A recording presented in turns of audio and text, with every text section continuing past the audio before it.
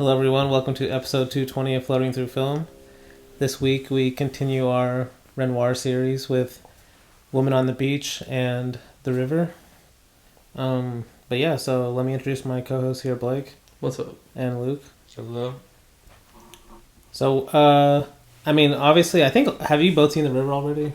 I hadn't seen The River. You hadn't? No. Damn. I think it was the first Renoir I watched. Okay, yeah, I figured Luke had seen that. Was it a Scorsese recommendation? No, it was you recommendation. Oh, okay. I think. Makes sense. I mean, Scorsese, I know you probably know that Scorsese loves this movie. Or The River. Yeah, he does love it, yeah. He calls it that with the red shoes. It's like the two best Technicolor films. I mean, that's pretty good. It's like he's one of two on that one, but... Okay, but they're both fucking beautiful, though, are they not?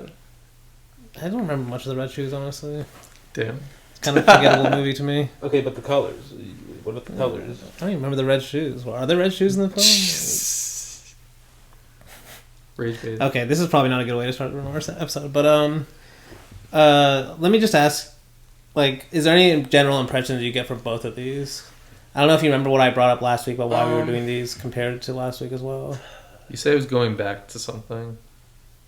Yeah, it's basically the main topic of this week's episode. But yeah, he's kind of going back to nature. They're both outdoor. yeah, but it's like he's going back to nature, but also it's about like the relationships of the people alongside the nature. Oh, 100%, yes. Which is a big part of the movies. Yes. Yeah. Yeah. No. I don't know. What do you guys think? What do you guys think of the movies? Like, River is like, because when I first watched The River, it was like my first Renoir, and I remember when I watched it for the first time, it was like an instant favorite of mine, and I actually hadn't seen it since then, and I still love it. I mean, I can definitely see why it's definitely one that's a little controversial with people because of like, I guess some of like the colonial shit. Apparently, I don't really know. I mean, yes, no, we'll talk about. I'm not super well versed in that. Like what? I don't know. I just love the movie because like I love like some of the. I wasn't really necessarily focusing on that. I guess I don't know. Okay. But Woman on the Beach, I liked first time watching. It's kind of a bizarre movie. I don't know how I necessarily feel about it completely, but I like it. What about you, Blake? It's the first time watch for both?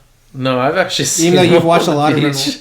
Oh, you have? Damn. Wait, you've seen The River? When did you watch? I haven't seen The River. No. Oh, okay. You've only seen Woman on the Beach. That's seen so Woman on the weird. Beach, which is weird. I don't know why why did you watch Woman on the Beach and not anything else? I watched it in 2023. I don't really know why, but maybe because it was 70 minutes and it was Renoir. I was like, why not? You know. Okay, I mean, it's always a good reason. I mean, for real though. No, The River though, echoing a lot of what Luke said, I definitely liked it a lot for my first watch. Definitely would go like even loving it. The colors themselves are very impressive. Incredible. Love the colors. It reminds me a lot of. I still can't remember if it's Satyajit Ray or maybe just Ritwik Ghatak with the nature shit. Comparing that with Ray was an assistant on the film. This film on the river, wasn't he? He helped out a little bit. A lot of his crew were assistants on the river. Like, he did help out, but he wasn't on the set like every day or anything like that. Okay. I'll bring that up later. Because it feels in some ways a lot like the chess players, although just in terms of like, because at least for me, I did see a lot of the colonial shit. I feel like that's something Renoir is touching on just specifically in the movie. Yeah. Like he's not like hiding anything about the colonial shit. I don't think in the movie I don't even think he's like glorifying it. But it kind of reminded me of the chess players, at least somewhat in that, because the chess players is from the Indian point of view, and the river's also obviously from the white man's point of view, but yeah. Or the white woman's point of view. But the Woman on the Beach, I definitely liked watching it again. It's super weird watching it while watching, like Luke said, kind of like, it's just weird. Especially for like a Hollywood production. Yeah. It's just weird, and like Renoir is like just watching it after we've watched a lot of these other Renoir movies, kind of. Mostly because it feels a lot like Turner. Maybe that's just the RKO. Well, actually, I was gonna say this is our second Robert Ryan movie we've done on the podcast where a blind person's also in a very predominant On Dangerous role. Ground? Yeah. Both had Robert Ryan and a blind person Okay. in the movie. I mean, that's also extremely relevant. I mean, Turner's, because I'm going to bring that up too. But Turner, I mean, I could see it too, I guess. Yeah. No. It's just like a very similar subject to. This is something I could see Turner directing as well. So, does he have a movie with a blind person? I feel like he does, but I can't remember the name. Unless I'm just like hallucinating. I guess I Walked with a Zombie probably has someone who's blind, right? I think the zombie guy's blind. Yeah, I think he like can't see shit. But I definitely still really enjoyed. Like, I enjoyed the painting talk in general, because that's what I remember the most from my first watch also. Because, to be completely honest, I didn't remember a lot about this movie until they got to that, like, basically broken down a ship at the beach. And then I was like, oh yeah, I do remember this movie now. Whenever he sees her for the first time, kind of. I mean, that's not that far in the movie, honestly. No, it's not that far, but before that, I was like, when did I watch this? What? I don't remember anything. But whenever it got to that point, I was like, oh yeah. And then whenever it got to the blind man, I was like, oh yeah, it is this movie about this blind artist, because I don't know, it's kind of just interesting anytime Renoir says anything about painting, you know. I don't know. Okay, let me ask you, like, in specifics to nature, like, how do these movies make you feel? Because I mean, both of them have very nature-related titles. You know, Woman on the Beach and then The River. Yes. I mean, I both think relating to waters as well. I think it's like contrasting with the drama. I mean, I guess I'm more speaking for The River. I'm not. Yeah. Woman on the Beach, I'm not necessarily. I don't understand necessarily what's going on there, but like, but The River, like, it's, to me, it's like this, like, it's alongside this kind of melodramatic plot of like these like girls like trying to figure out like life, I guess. And it's almost like they're going through all these small problems now, but then like nature just like, no matter what happens, nature just like continues going on. Yes. I don't know how to like say that like properly, but like, yeah, something like that. And it's like the river's always been like, here and it always will be. Yeah, the time like the river like flows. Like he honestly low key missed an opportunity at the end to just put conclusion on it instead of the end, because I don't know if you remember that conversation in the river. Like things don't. Whenever she's doing the Krishna, she's telling the Krishna story. She was like, "How do you spell conclusion?" He's like, "Why don't you just put the end?" It's like, because it's not an end. Yeah. No, that would have been cool actually. But then there also is the quote where they're like, something like, "Where things," I have it written down. It's like, "Where things end, not things begin," or something like that. What is it like? She says it. It's like part of her poem that she wrote. I don't remember, honestly. I have it written down, but I'll get to it.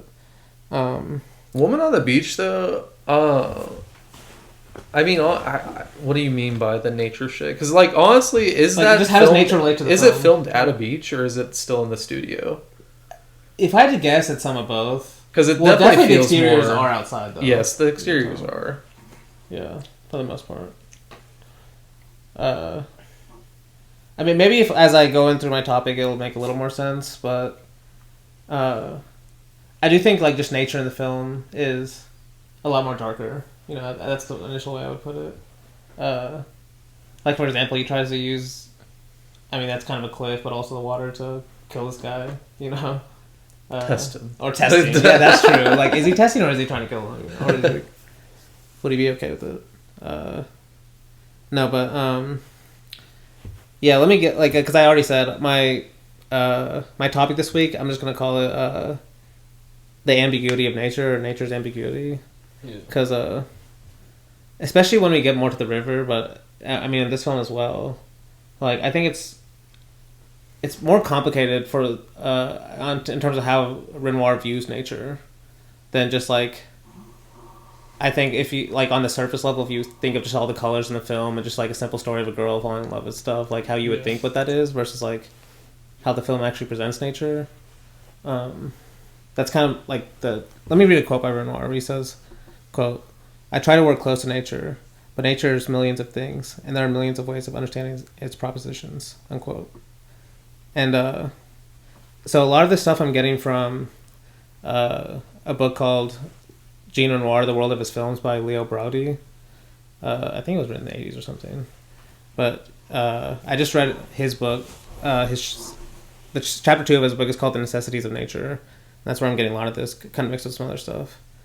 And so the first place I'm going to start is where he says, I think we've talked about this topic before, but do you remember kind of like the two tendencies of film we've talked about relating to Lumiere and Méliès? Like realism versus surrealism. Or fantasy, I would say, more than yeah, just realism. fantasy. Yeah, or just like illusion. You know, like like Lumiere seen as like the director of realism or documentary, and then Méliès seen as like a The magician. illusion or fantasy. Yeah, the magician. What, the trickster. What Godard film, like, was it La Chinoise that was like... Actually, I'm literally he literally brought this scene up. I was about to okay. Because damn, that's because I'm good. Do you remember what he says though? Like, he like swaps them. Exactly. Yeah. It's like Méliès was like actually telling the truth about... Like, so he says... He's like more of a documentarian. Méliès stayed in the studio to... no, he says... sorry, that was the wrong part. He said... Méliès is a true realist because he freely admits the manipulation of reality, then exploits the truth of its illusions. So that's what Godard says. And then Lumiere, he argues, is a fantasist, because his streets and their crowds have vanished into dust, and their very existence becomes a bright hallucination. So basically, like the real figures he films are like now fantasies in our head, and then it's an interesting art. It's kind of relates to this point too. You know, it's like especially related to film, like what is naturalism or realism. And so he goes on to talk about how and he puts like Renoir in this context of like early French filmmakers that I haven't really seen, because he's talking about like the early French like 1910s and 20s, I think. Like Turner's father, Maurice Turner. What, really? I swear we talked about this before. I didn't know his father was a filmmaker. But Blake's seen a movie from Did him. Turner make any films in France? I don't think so. Interesting. So did his father move or something, or? I think his name's Maurice Turner. Watch me be completely wrong about that. But I'm pretty sure Blake has just randomly seen one of his movies. Yeah. I have. He I've was seen a The French- Broken Butterfly. Yeah, French film director. What year was time period? That was 19... A lot of 19. 1910s, 1919. I don't know if this applies to him, because like I said, I'm trusting Leo Braudy in this one, because I haven't seen all these early French. Yeah. But he said a lot of the early French filmmakers were inspired by this author named Zola, who was known as like a naturalist of the novel. Yeah. And a lot of them were trying to basically apply his kind of naturalism to cinema, and the way they saw this was basically they believed the truth in film was just going to film reality outside, like not moving your camera, trying to just film the details as much as possible, just like nature itself. And like basically this idea of like filmmakers only need to expose the details of reality. That's it.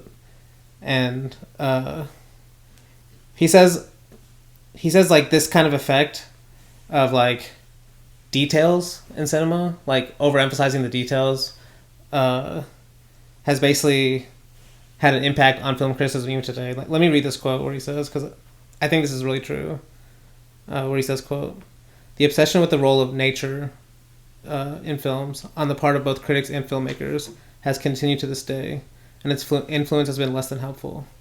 Its main effect on film criticism has been the tendency of critics to consider each work in terms of individual elements, rather than in terms of the ways in which these elements are brought together into a total form. Such criticism has encouraged the impulse of the average viewer to disintegrate a film into its surface details. Thus, the inner coherence of a film frequently vanishes, because the spectator links its various parts to the discrete realities he knows outside the film: the faces, the streets, the real and fantasies objects of daily life.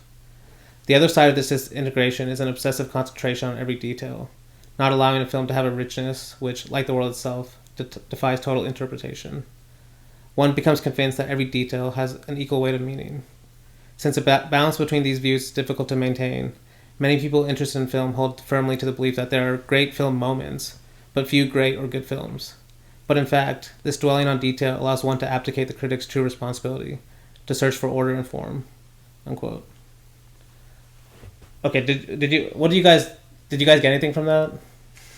I'm just wondering, because I mean, I can kind of explain why I like that so much. I need the Danny Spark notes. The great film moments, instead of just being great movies, is really funny, honestly. No, I think that's so true. I guess, that's... Because to me, like the way I would put that is like, Well, like what about like Playtime though? What? Well, Blake just said no movie's 100% amazing. No, but to me, it's almost like the wrong way to look at films.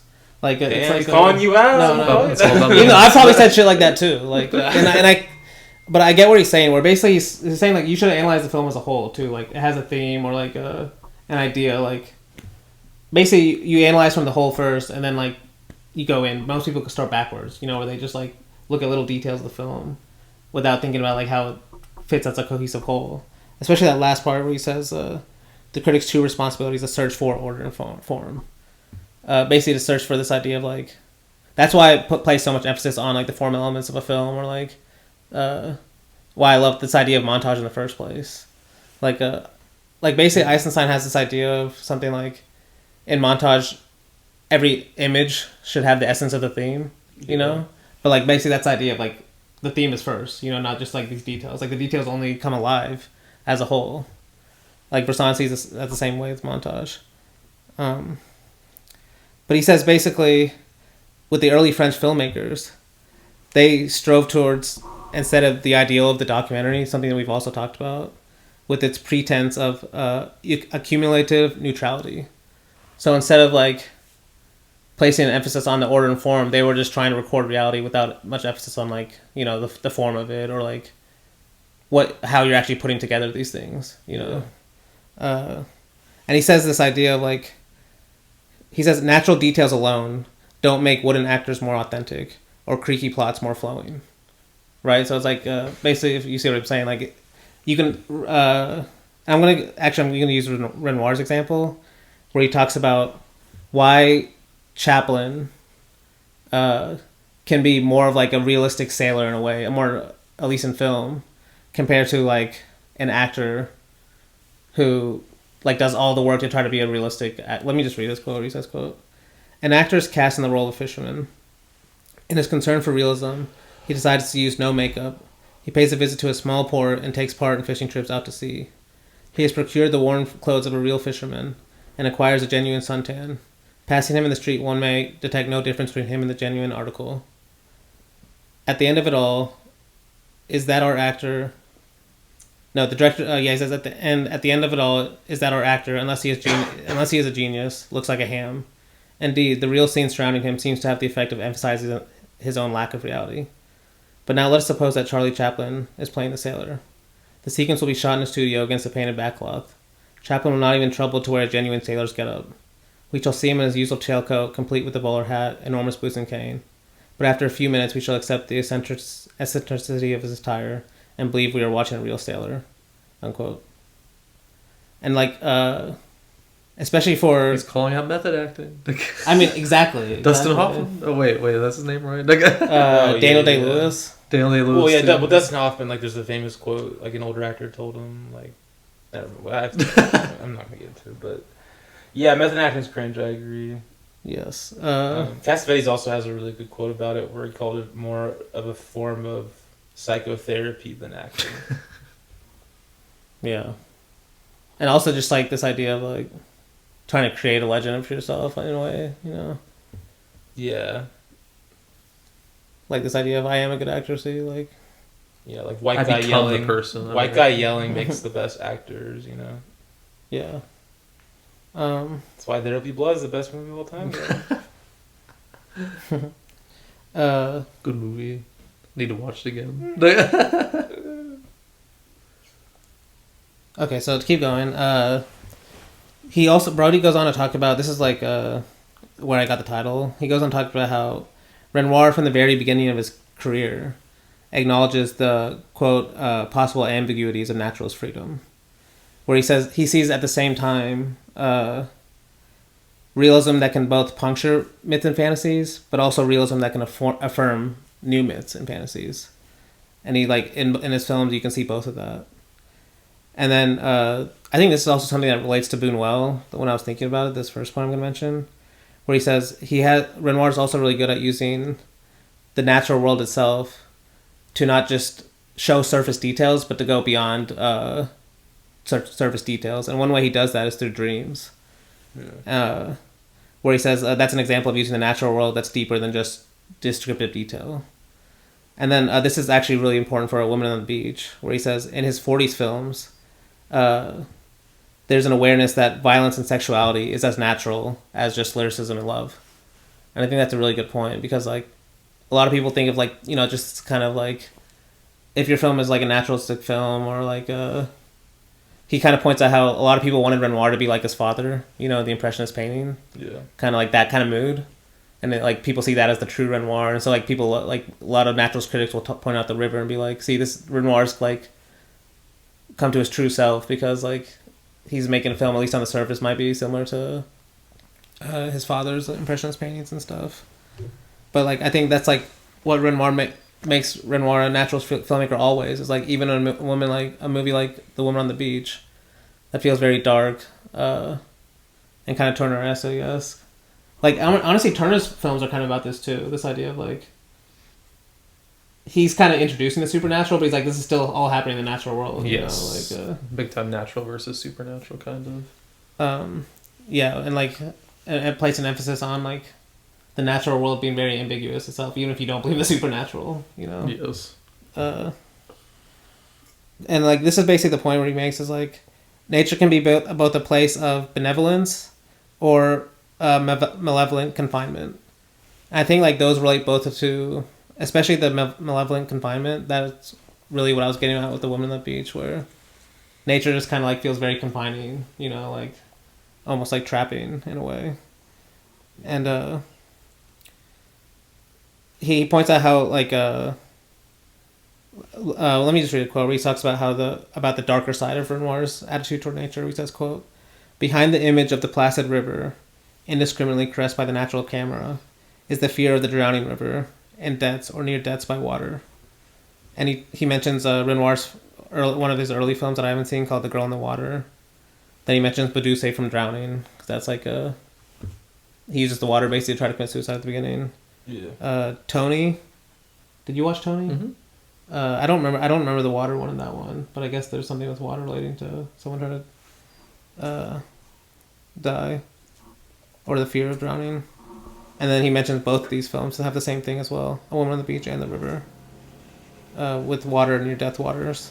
Death near water as well. And so the point he kind of makes is like, especially with The River, you know, people think like Renoir might have like a singular meaning for what he means by the river. And I'll mention that in a second about how different critics saw him. But he says, Renoir always uses rivers in his films as they suit his different ends in a particular film. And he says, quote, "The rivers in Renoir's films are so frequently interpreted as purely positive symbols of the flow and effortlessness of films. And what proper filmmaking, what critics, naturally oriented critics, consider proper filmmaking. But in fact, Renoir has always used rivers as they suit his different ends in a particular film, without accepting any one-sided interpretation of the river." And then he points out a good example of this is in A Day in the Country, where he says the two couples, like the mom and the one guy with the mustache, corresponds to what he calls pagan exuberance.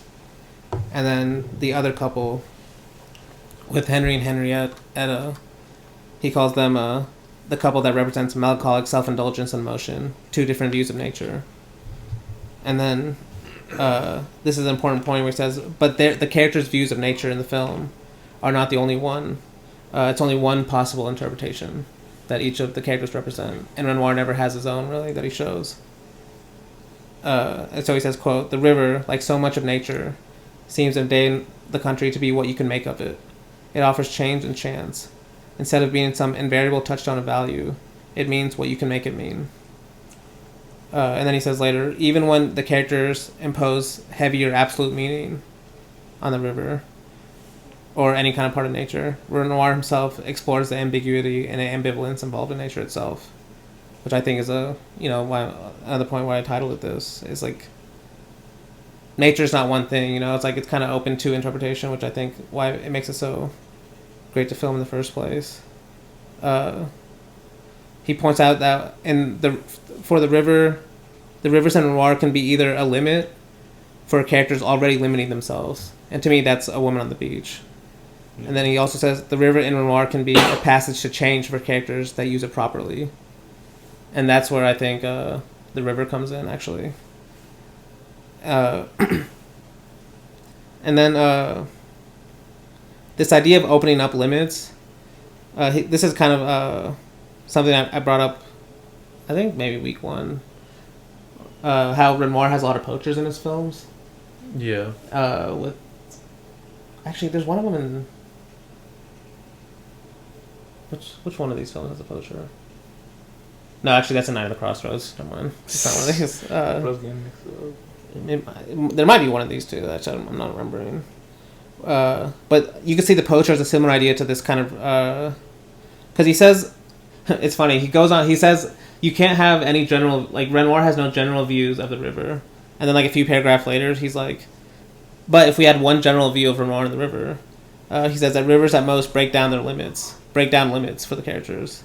They move in. The river moves into the film and opens up isolated realities, and to me, that's where the figure of the poacher comes in, because he talks about the poacher very similar, where he says, quote, "The poacher is the man who makes trails of his own, which follow no traditional pattern, who can use nature for his own advantage, instead of being bent to the fatal necessity of rivers and roads and streets. The wisdom of the poacher allows him to both shun the ready-made trails and to find trails where there seem to be none." And that's kind of like maybe that idea of the river breaking down limits. And then I said I was going to mention, he kind of points out 2 different forms of critics, their reactions to how, especially this is maybe related to the river, where a lot of naturalist critics, he says, basically praise the river a lot because they saw it as like Renoir's long-awaited final commitment to the world of nature, where it's like, oh, finally he's like he's following his father's lineage, maybe a certain way to say that. But then he also kind of got a lot of criticism for his this dad. film. Did he paint a lot of nature? Yeah, he's an impressionist. Oh, okay. We've seen his paintings, and he's like in every museum. No, I remember just the main one. I remember is just like a lot of flowery. The boy one. Yeah, I do remember that. But he has a lot of flowers in a lot of them. A lot of women standing. They're gorgeous, but. Is he like a top 5 painter of all time for you? Top. I don't know. Where I mean, I do like impressionism. I prefer Jean Renoir though, but. But this is actually more related to the river, especially because he says, and I've even seen this, because we haven't done a lot of his more politically oriented movies. I think Blake, you said you watched like Lower Depths this week. Oh, yes. Which one did you watch? I watched the Lower Depths, La Bête Humaine. Also, Tony. Yes, exactly. Where those are his more socially oriented movies. Definitely more openly political in a way. And so he got a lot of kind of criticism for the river, where they saw it as what he calls a pastoral conservatism of bland acceptance. Basically, this idea of like this idea of just instead of like being political and trying to fight for change, he's just this bland acceptance that he's accepting with the river. And apparently, one of these critics, he says this sarcastically, where he says, quote, "The official filmmaker of the Popular Front," which was like what Renoir's part of, it was like this kind of left-wing movement in the 30s in France. He says, "The official filmmaker of the Popular Front today praises the return to the earth and soil." And he's kind of like saying it sarcastically about this idea of now Renoir, returns to the earth and soil. But this is like my third kind of section where it's directly related to that kind of interpretation. This filmmaker that's returned to the earth and soil of the river, how a lot of people might interpret it that way, based especially on the surface, where Leo Braudy says, 2 important considerations qualify the lyrical interpretation of the river. And he says this is as well as The Southerner too, a film we've also done, so I thought I'd mention it. Where he says, which is often linked to the river in this vision of Renoir's return to the soil, nature, and the soul. And he makes 2 points where he says, first, Renoir carefully expresses ambivalence towards nature. Yeah. And then his second point is, Renoir always has a frame of aesthetic detachment that qualifies the total acceptance in his films.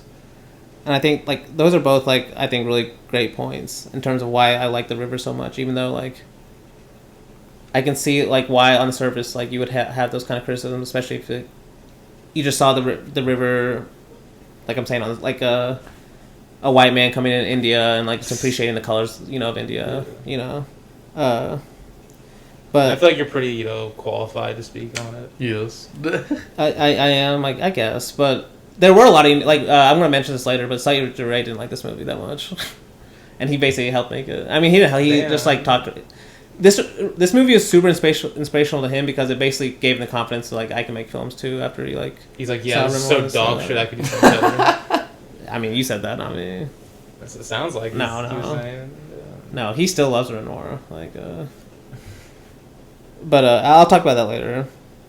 Because I mean, he talks about. I haven't talked about it that much, but he says in a lot of Renoir's early films, and I mentioned how Tony and Badu, and also like one of those early films I forgot the title of. He says the Ganges in the most of this film, the Ganges River, in the river, is like most of the early films, but instead of a dark fatality like most of those films have, like there's a darkness to the river where it's like trying to kill you or you're scared of it killing you, something like that.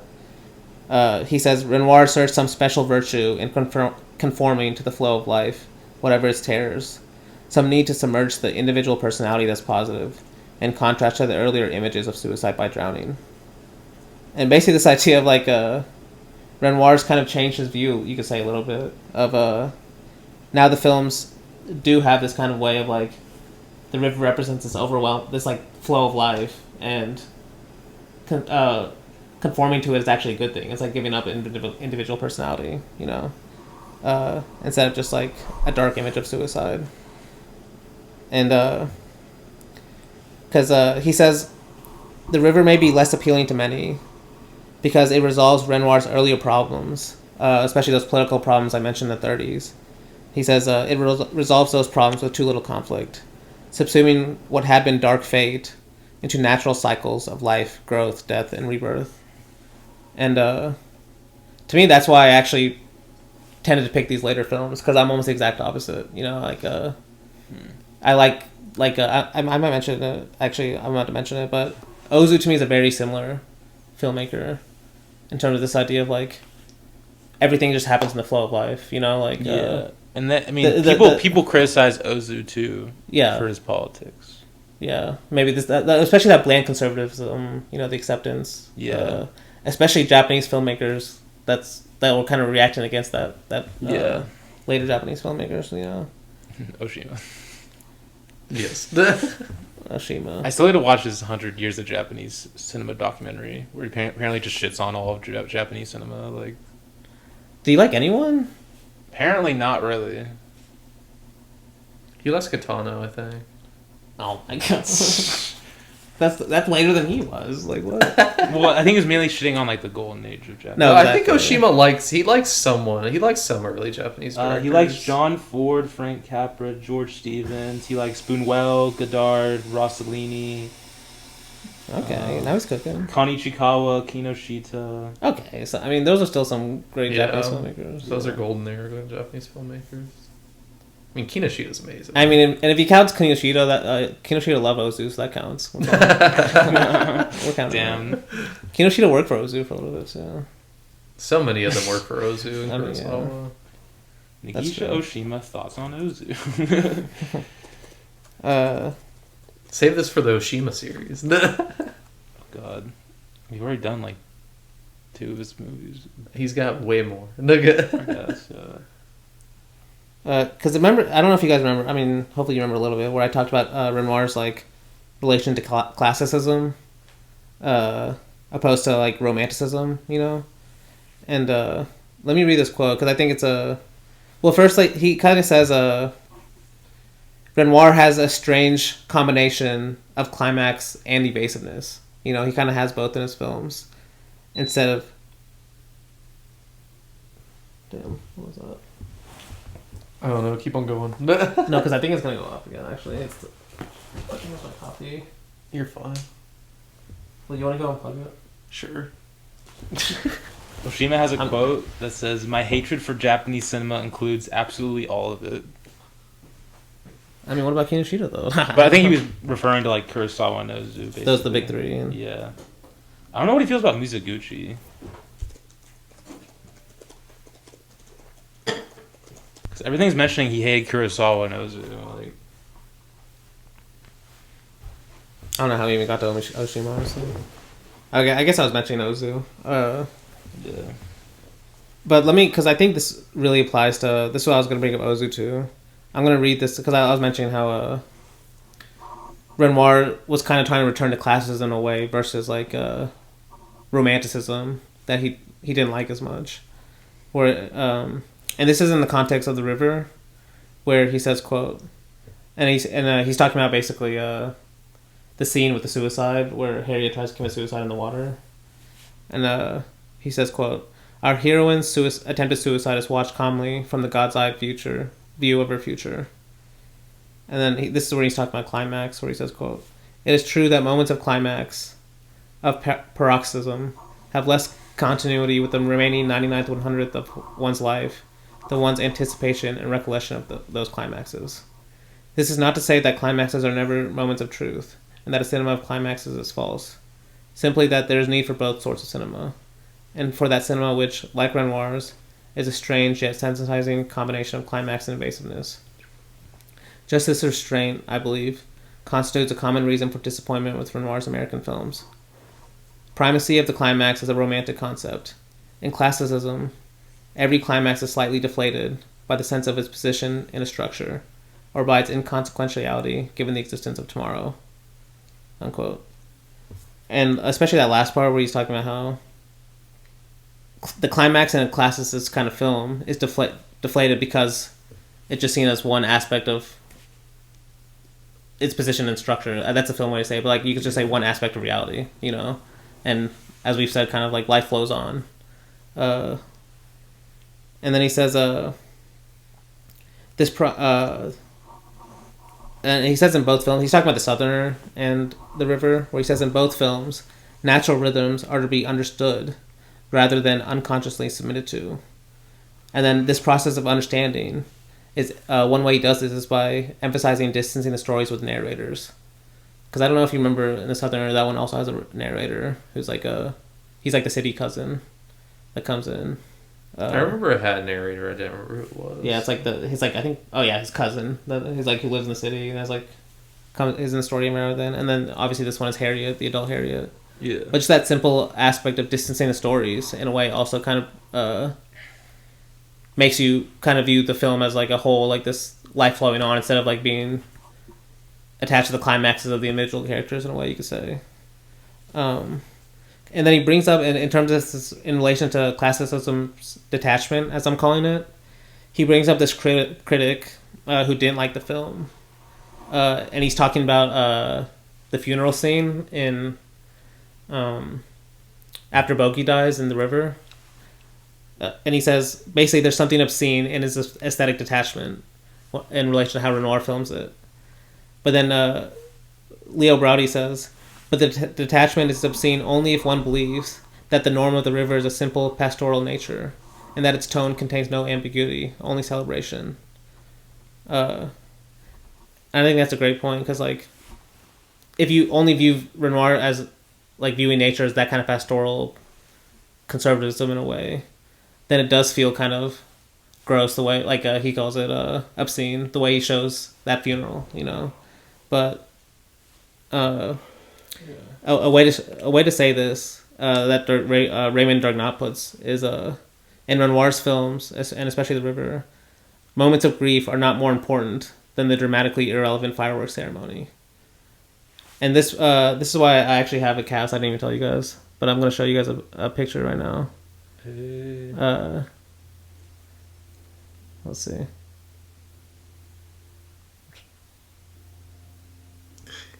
Damn. Come on, Monk. Okay. Come on, Monk. Okay. Kicking your ass, bro. All right. What do you guys think this picture is about? I'm gonna put this on YouTube too. Actually, this might be the first picture they see. So like, it looks like a farmer and what is it's that? called The Fall of Icarus. That's a clue. Well, I mean, that's obviously about the fall of Icarus. Though. Yeah. I don't know He what got the too fall close of to the Icarus is, sun. I'm gonna He be got honest. too close to the But sun, when you see and Icarus? fell. I mean, the sun's right I there. see a dude so- walking his horse down. I even didn't see him initially, so I mean, the that's- sun's all the way over this is there. kind of the point of the painting, though.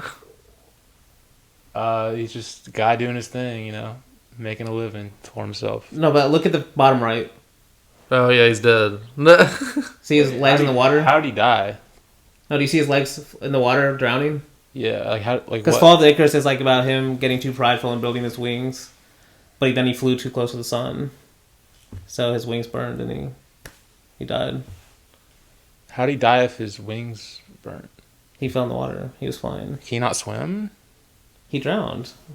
He can't fucking swim. I mean, it's just water, bro. Okay, like you're gonna fucking. Oh yeah, I'm gonna be fine, bro. If you get dropped in the middle of the ocean, you're dead right away, dude. You said he's drowning. He's not. Well, okay. If you fall high enough, though, you're gonna hit on it. You're gonna die on impact. Okay. But Oh if he's alive while he's in the water, just swim up, bro. I mean, it's he's already dead. Like, maybe he hit the water and he's already dead, and that's him just. But you said he was drowning, so. Paralyzed. Now he's drowning. But But either way. plot hole. I think this is a great example of what I'm talking about. This idea of moments of grief are not more important than the dramatically irrelevant details like the fire ceremony. Because So the guy walking his horse, he doesn't even matter. no, and that's the point. Right, like this idea of let me read this poem first, written by this guy named W.H. Auden, and he wrote this poem about this painting, where he says, quote, "About suffering they were never wrong, the old masters. How well they understood its human position, how it takes place while someone else is eating, or opening a window, or just walking dully along." And basically this idea of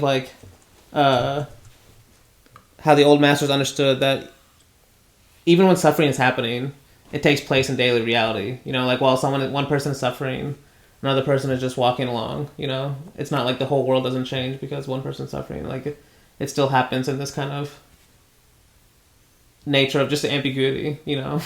I think that's why this painting is just amazing.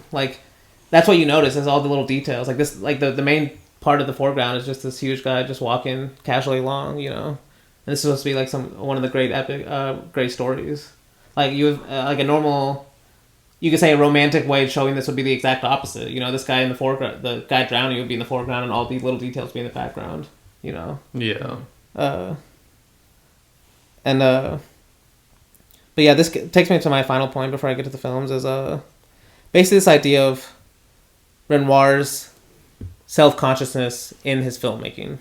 This is what makes him not just like the early French filmmakers of just putting his camera. Let me make sure this is recording. Okay. No, yeah, we're still on. Okay. But yeah. So he calls before I bring up the technical aspects, he brings up how both the Southerner and the River, instead of just accepting nature in terms of accepting everything that happens, both films can be seen as attacks against the necessities of nature. And he talks about how in the Southerner, you could come to the conclusion that man can't be kept in his place by the overflowing river. Because I don't know if you remember how that film ends, but the river basically destroys everything that they have. But it ends. I even remember pointing out how everything's just been destroyed, but they still ends on a kind of hopeful ending. Yeah. And then in the river, he says, man can't be defeated by tragedy of the death of a small child, as well. And then this is kind of an interesting example, because I know, like I said, Scorsese loves the color in this film. Most people, even if they don't like the film, they're like, oh, I love the colors, which fair enough. But he sees, because this is a biographical note on the film. Apparently, for some of the trees, they actually painted them green, just to get them more green and stuff. They were doing stuff like that to the nature, where they were painting over it to get the colors they wanted. And see, that's another example of him going against this idea of just putting your camera in front of nature. This is an example of him creating nature on film. Where he says, quote, In fact, the trees in the river were painted for greater contrast in the shots. And I think it's Claude Renoir, his nephew and cinematographer. He called this film a war against color. Where he says, and this is Braudy again, where he says, quote, Renoir's sense of the technical and aesthetic order he was imposing on the acceptance of nature in the river has therefore tremendously enriched the final film. The filmmaker's war against color in the river is man's war against nature, half involved and half apart. The naturalist critic may think he has seen, quote-unquote, pure nature, but the filmmaker's view of nature can never be so pure, because he knows the difficulties involved in gaining the transparent effect. It is a mark of Renoir's ability to absorb and use everything he knows, that he makes this process of, quote-unquote, creating nature part of his world, unquote. And I think I even talked about this, I don't even remember, it was either last week or 2 weeks ago, like when Rivette talks about how Renoir has this unobtrusive editing. This is a very similar idea, like, that still takes a lot of manipulation, to give you this effect of nature, And he says this idea of the filmmaker knows that nature can never be so pure as just putting your camera in front of nature, And I love this idea of where he says, like, this idea of him painting nature but still filming it is this, in a way, related to this idea of the filmmaker being half involved and half apart. And another way he says that is involved attachment. Those are kind of like contradictions in a way, like being involved and being attached. But like that's the experience I get of watching a Renoir film, where I feel the detachment, but I also feel very involved. And he says throughout all of his films, Renoir always had this quality. And this is going to be related to next week because, yeah, I mean, he says this is true for The Golden Coach, French Can-Can, and Ellen and Her Men. But I think next week we're going to do just The Golden Coach and French Can-Can. Where he says, unless one underlines Renoir's self-consciousness of his role in mediating between cinematic nature and the physical perception of the audience, it becomes difficult to explain the artificiality of his next three films. And I think that's because like we're kind of bouncing, I said how a lot of people didn't like Diary of a Chambermaid because it felt too artificial, so he kind of goes back to these two more naturalistic mise-en-scènes and like more just what the films are about generally involve nature. Yeah. But his next three films, he's going to go back to there's like artificiality, a lot of sets.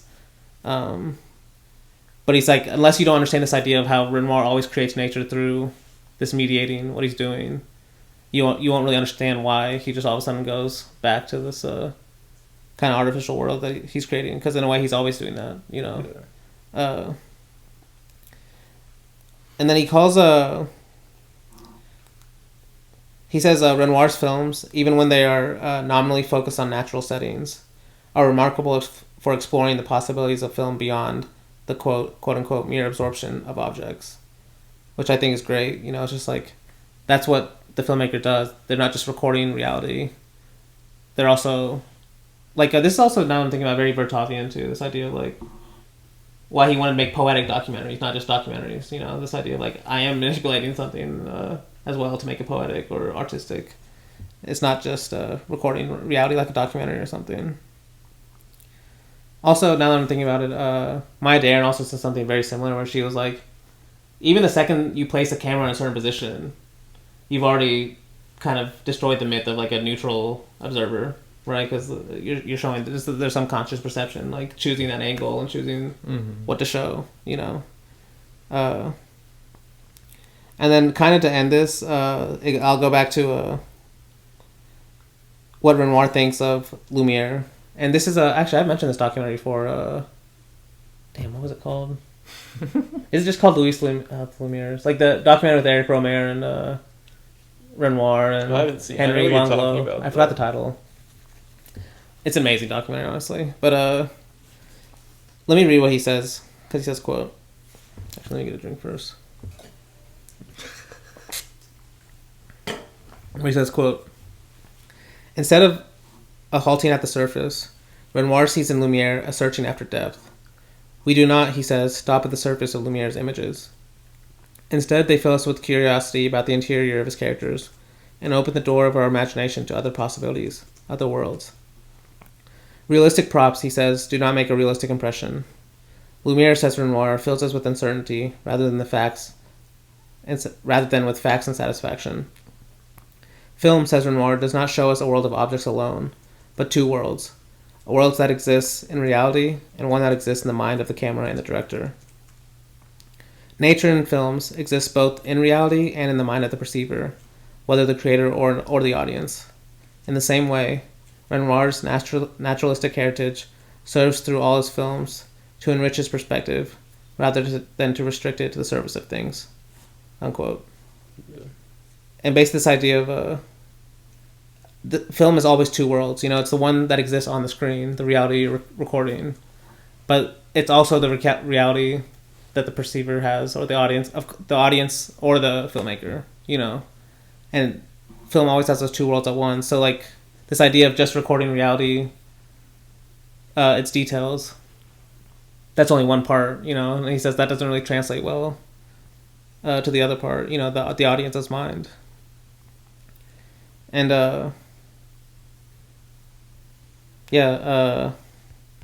that's basically all I had. Actually, I don't know if you guys thought of it, but it made me think of my quote that I have on my letterbox, the Deleuze quote.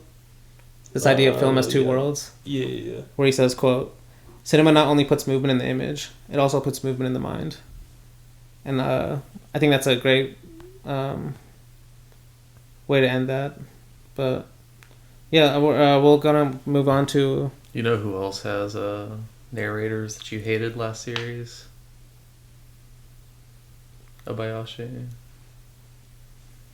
Narration to detach a little bit from these stories. I don't know if he detaches though. Artificial nature that he makes his own. He's creating his own realities. Yeah, but my main problem was it was just the editing. And he doesn't appreciate his mise en scène nearly as much. Maybe. A lot of close-ups too.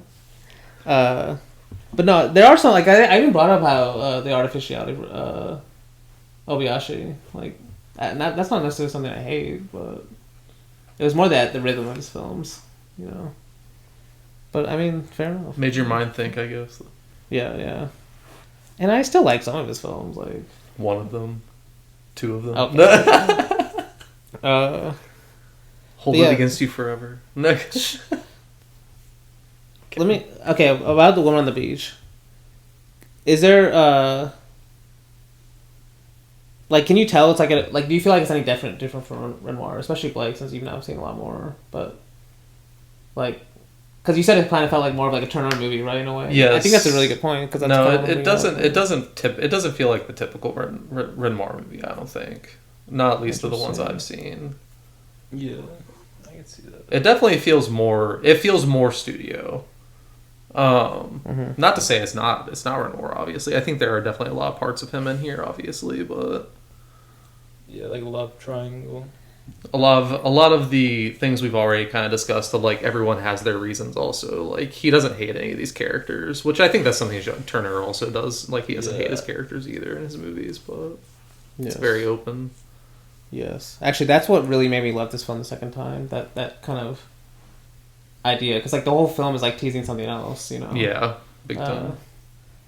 And I think going to what you're saying, Raymond Durgnat says it's really hard to he talks about the American Renoir, and he's it's really hard to delineate between how much of this film, his American films, are just an evolution from his 30s, how much are they the fact that he was influenced by the cultural characteristics of America, or how much is it just he was so influenced this is just Hollywood studio, how much of it's hard to even assign what it was, Which I thought is I think that's interesting for a lot of just thinking about those three aspects in terms of a lot of filmmakers when they leave a country and go to another country. How do you divide that? How much is the influence of the place they're going to? How much is this natural evolution they would have had anyway? How much is the studio just involving? We don't know. A John Woo's similar. I think of Buñuel as well.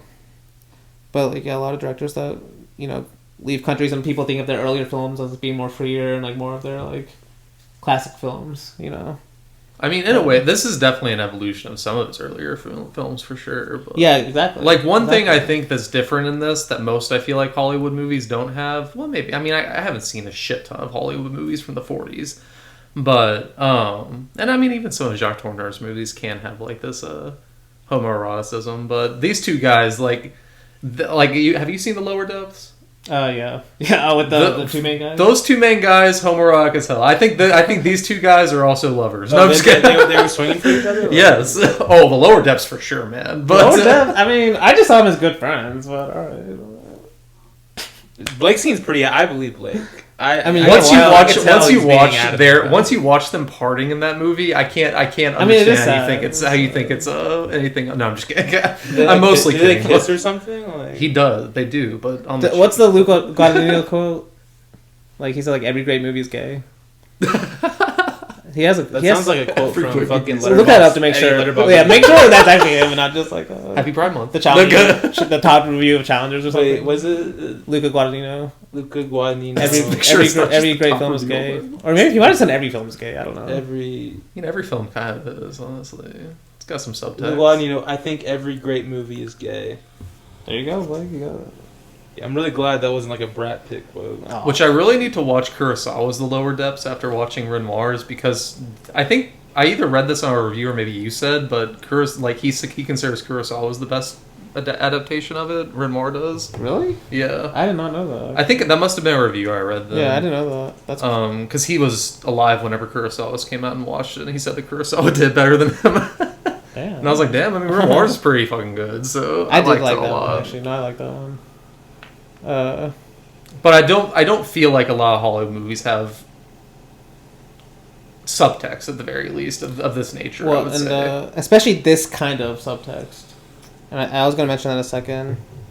Actually, I can say it right now, where he says, even like this film is made in America, but at least this is Gordon Raymond Durgnat. People might disagree with this, but he says Renoir's theme is distinct from the perennial American theme of the idealistic moral innocent discovering the world's corruption or moral complexity. So this idea of like the idealistic innocent person encountering a cruel or complex world. Like Renoir's theme is different from that American theme. Definitely. And then he says, actually, I think this is what the film the film can kind of feel a little weird, and I will mention this. I can mention now, but a lot of this film he had to re-edit because of a screening. That I did see that like there's like 20 minutes cut out of it or something. Damn. Yeah. Which is kind of crazy. But to me, this is also a lot of this like Renoir's approach to this material, where because Raymond Durgnat says Renoir's American films heightened their criticism of American individualism and optimism. And he says the two main ways they do that is the refusal to melodramatize pain and menace, and the refusal to sentimentalize the egoistic element in relationships. I think those are both really great points, especially like I think this is related to the romantic criticism that Renoir always has, is refusal to sentimentalize the egoistic element in relationships. And yeah, because I think under a different director, like this film would have ended a lot differently, you know. It would have ended more like the way it was kind of teasing for a lot of it. Yeah. It would have ended with him actually killing the guy, like exactly in the boat and everything. Exactly. So, yeah, or at least someone dying. You know, the fact that no one died, like, I mean, it's amazing. But it's a beautiful ending. It's a new beginning. You know, yeah. maybe that's another connection to the river. You know, just new beginnings. There you go. Damn.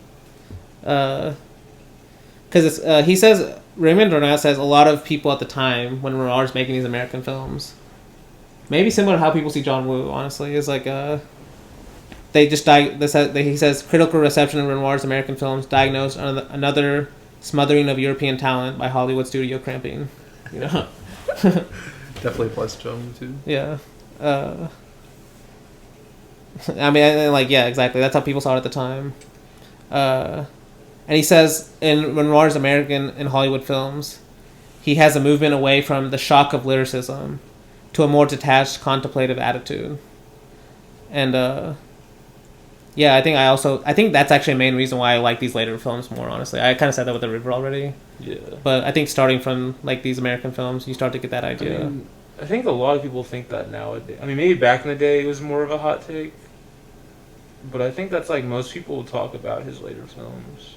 Like, French Can. Like, what do you think are the most popular ones on watched? It's probably Grand Illusion, Rules of the Game. I mean, those two, but then, like... Tony. I'm just thinking about any... La Bête no one talks about Tony. Those are, like, all the top 4. No one talks about Tony, though. I mean, that's what people are watching. But, like, I hear everyone talk about French Can all the time. The people you follow, that it's, like, self-selecting bias. It's like the culture, bro. It's the culture, bro. Like, which ones have Criterion release on Blu-ray? Like, it's not a good example or something. You know, it's like those kind of metrics. But I'm not saying you're wrong, too. They definitely have become more well-viewed as time... You know, as all great filmmakers, that happens. I was going to read this at the beginning, but I kind of went off topic. But let me read what Renoir says about how he sees, like, himself going to a new country, you know, to make films. Because he says, quote, "I'm still convinced that it's extremely difficult to make films that are not tied in with the place they are made. I think that the artist's origin is not very important. But I often use the comparison with the French school of painting, which was, all in all, as important an event in the world as the Italian Renaissance. These people were from every country, but just the same, they painted in the French style, and were in close contact with everything that came from the French soil. Picasso may be Spanish, but because he paints in France, he's a French painter. Even if he had been born in China, he would be a French painter. That's why, because I was a Frenchman, Fox gave me a lot of films on France or on Europe, thinking... He knows France, he knows Europe, he's going to do fantastic things. But I want to know part of it." So I think that's like it's almost like to him a compliment when you say this film is like a lot different than his other films. Like to him, like, he's doing it on purpose. You know, he wants to make a film that's like more rooted in the American tradition. Yes, the American tradition, exactly.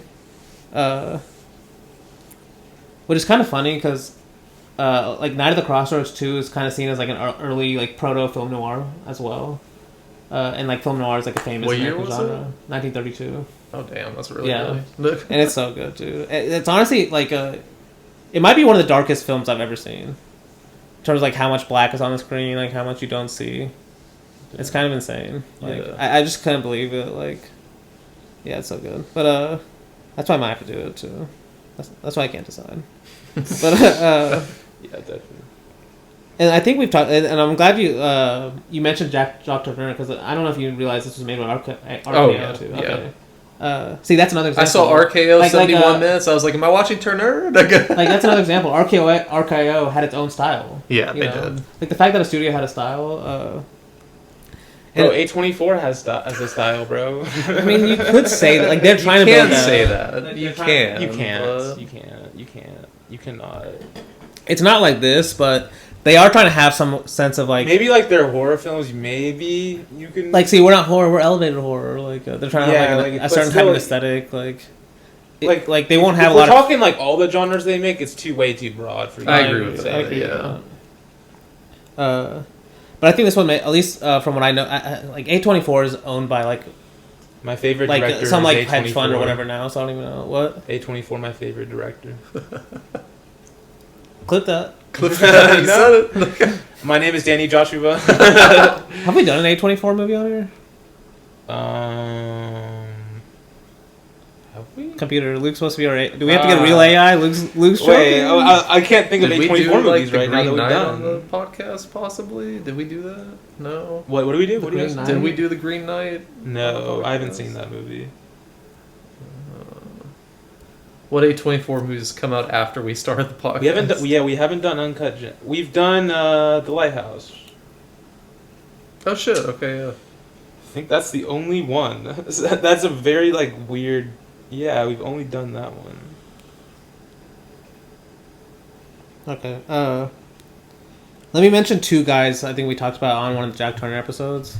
Do you remember when I brought up Val Lewton? Yeah. I mean, he produced a lot of the early Turner films. Wait, I mentioned I Walk with a Zombie earlier, didn't I? Did you say Val Lewton's I Walk with a Zombie? No, I just mentioned it because you didn't say Val Lewton. Though. But I just mentioned like it's just a coincidence. I was wondering if you remembered the Val Lewton part. Yeah, like he was. That's who Turner taught Turner. He was like the. Yeah.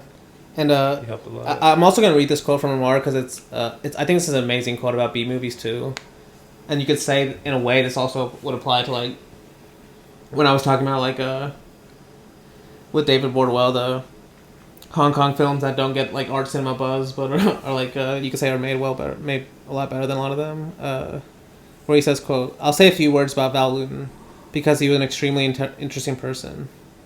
He was one of the first, maybe the first, to have the idea of making inexpensive films using budgets allocated to B pictures, but with a certain amount of ambition, with high-quality scripts that tell high-caliber stories than what was typical. Not that I don't like B pictures. In principle, I like them better than the grand, pretentious, psychological, big-budget films. They're much more fun. Whenever I go to the movies in America, I go to see B pictures. First, because they demonstrate Hollywood's high technical quality. In order to make a good Western in 1 week, as I do at Monogram, to start it on a Monday and finish it on a Saturday, believe me, you have to have extraordinary technical capacities. And the adventure films are done just as quickly. I also think that the B pictures are often better than the so-called important films, because they are done so quickly that the director is necessarily free. There's no time to watch over him." Unquote. I think that's like a really good, like it's almost like independent filmmaking within a studio. Like a B picture allows you, less money, more freedom. Like you even hear this debate nowadays, right? People are just like make instead of making $100 million films, like why don't you just make 10 like $5 million films or something? It's kind of A24. Even though they're getting bigger and bigger. They are getting bigger and bigger. Like because that's the thing. Like if you only see films to make as much money possible, the big bets are the ones that make you the most money. What did they do recently that was like really controversial? Something with like they like hired someone to do some like they like partnered with some AI company or something. Oh. Well, I think Thrive Capital owns A24, and then Thrive Capital is a huge investor in OpenAI, something like that. But No, they $75 million research partnership with Google DeepMind to develop artificial intelligence tools for filmmaking. Don't like that. Have we ever figured out if like Johnny Toe is just a reincarnated Val Lewton though? Like, well, especially he belongs to this tradition for sure. Yeah, honestly, I mean, John Cho. Because literally that quote could be directly applied to Johnny Toe. So. Yeah, like how long did the mission take? Like 3 weeks. Like 3 weeks. Like it's insane. It was like 20 days or 18 days or something that they filmed that. But it does it's like there's like a certain freedom from it, But yeah, and to kind of move on just to the woman on the beach now, and this is very much related. Apparently, Joan Bennett had just come back from her retirement with Fritz Lang. With I think it's Scarlet Street. I forgot what film it was. But apparently she had retired and now she was just coming back in the 40s. And she was the one... Apparently she knew French like really well. Because she really liked her and Jean Renoir were friends. Yeah. And she was the one that wanted to make this film with her. And he says about the film that he had never shot a film with so little written scenario and so much improvisation before. And that made me think of, The Mission, obviously. But it's kind of interesting... I don't know if like a lot of people today would get this effect that he was going for, because he says, quote, his goal was, quote, a love story in which the attractions were purely physical, in which feelings wouldn't intervene at all, unquote. Basically this idea of like there's no like interior, like these people are just attracted on a purely physical level, just a film about that. Yeah. I don't know if people today would watch that. Like even when I watched it first, like I didn't actually get that impression, I forgot what I forgot what maybe it was Raymond or not or something. He says something like people nowadays, and he's like writing the 70s. Like people are like nowadays are like the stuff they've seen in film are so much like worse than that, like or like have shown so much more physical attraction literally on screen. Like this is just so tepid now. If you watch it today, and he's like saying that in the 70s. And then I also mentioned this screening that he had. So apparently he had this screening of the initial cut of the film that you had mentioned where they cut 20 minutes or whatever. Yeah. But apparently they had it for... The screening was called... The title at the time was called The Desirable Woman. They screened it for high school and college kids California only. Okay. And so they came in expecting this film called The Desirable Woman. Like, they were hyping it up as kind of more like an erotic, film. Thriller, yeah. And this is what they got. And Renoir says, like, during the screening, he described himself as if someone was stabbing him with knives all over his body. But the producers, like, hated that reaction to the film so much. Like, he ended up, on his own, just reshooting the film, re-editing it. And, and then the place I got this information from was the intro to the film that TCM did once by this guy named Eddie Muller. And he says, even after all this re-editing, the film ended up even more elliptical and oblique than initially it was. And one of the producers said, at least it was shorter. It was like only like 70 minutes after, which is funny. But Renoir, like, he himself said, like, he changed the film too much maybe after in hindsight. Like, he says, like, the public wasn't really ready for, like, what he was offering.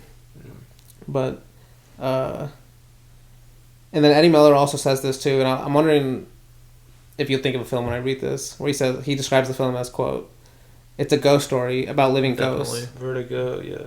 3 dead souls haunted by the past, 3 dead souls. angrily looking for reasons to keep on living." I mean, Vertigo is a good. I didn't even think of Vertigo, but I think that's a good one. 3 souls. The 3 one's not important. More about the ghost story part. Like, like a lot of movies, like. Well, I was talking about Rivette. That was yeah. That was one of the next one I was gonna say, but no, you weren't. I was really thinking about it. Okay, you should have. Because you're like. But I was like, but there's also like La Note. We haven't done that. Or La Note. But just like movies we've done. Well, I was just thinking because that was like the first one I thought of because I remember we just specifically described that one as a ghost story too. Yeah. Based and about living ghosts too.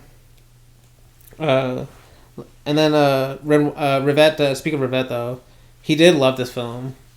Like, I found on, you know, that Jacques Rivette website where they have like a bunch of his writings and stuff. Yeah, I think I've got there's like a part where he has like just these little. It's called like selected commentary, where he has just like little passages on the river, when we're on the beach, French can. Yeah. I was like, damn, these are so good. Like, they're only like 3 paragraphs, and I'm like, damn, these are amazing. Oh, damn, yeah. We're have to bring up his quote on the one scene from French Can. His one quote? Oh, about the painting? Yeah. How he ends on a painting? I mean, that quote is great. Yeah, it also applies to this one, too. And the river. Yeah, because he calls this film starts this trilogy of masterpieces. So, Woman on the Beach, The River's right after, and then French Can's right after that. What he calls Renoir's trilogy of masterpieces. And then this is what I wanted to mainly bring up, and I don't know if you guys saw this. I watched Clash by Night, the Fritz Lang film. Oh, I know you've seen it too. Yeah. I need to rewatch that one. Classic Howard's 4 for you know. Yeah, but my 4s, there's always potential there. You can always see the potential. No. That's what everyone says. But mine typically, I'm authentic, unlike you guys. I mean, if you watch it again, I'll believe you. No, I'll watch it again. If you say you watch it again, add to my watch list. If you say you watch it again, I forgot about that movie. I need to watch it again. Okay. What I mean, do you remember anything from it? Because really. he mainly says that film reminds him a lot of this film in terms of how it looks. Yeah. But he says it's only close to Lang's film in appearance because he says, the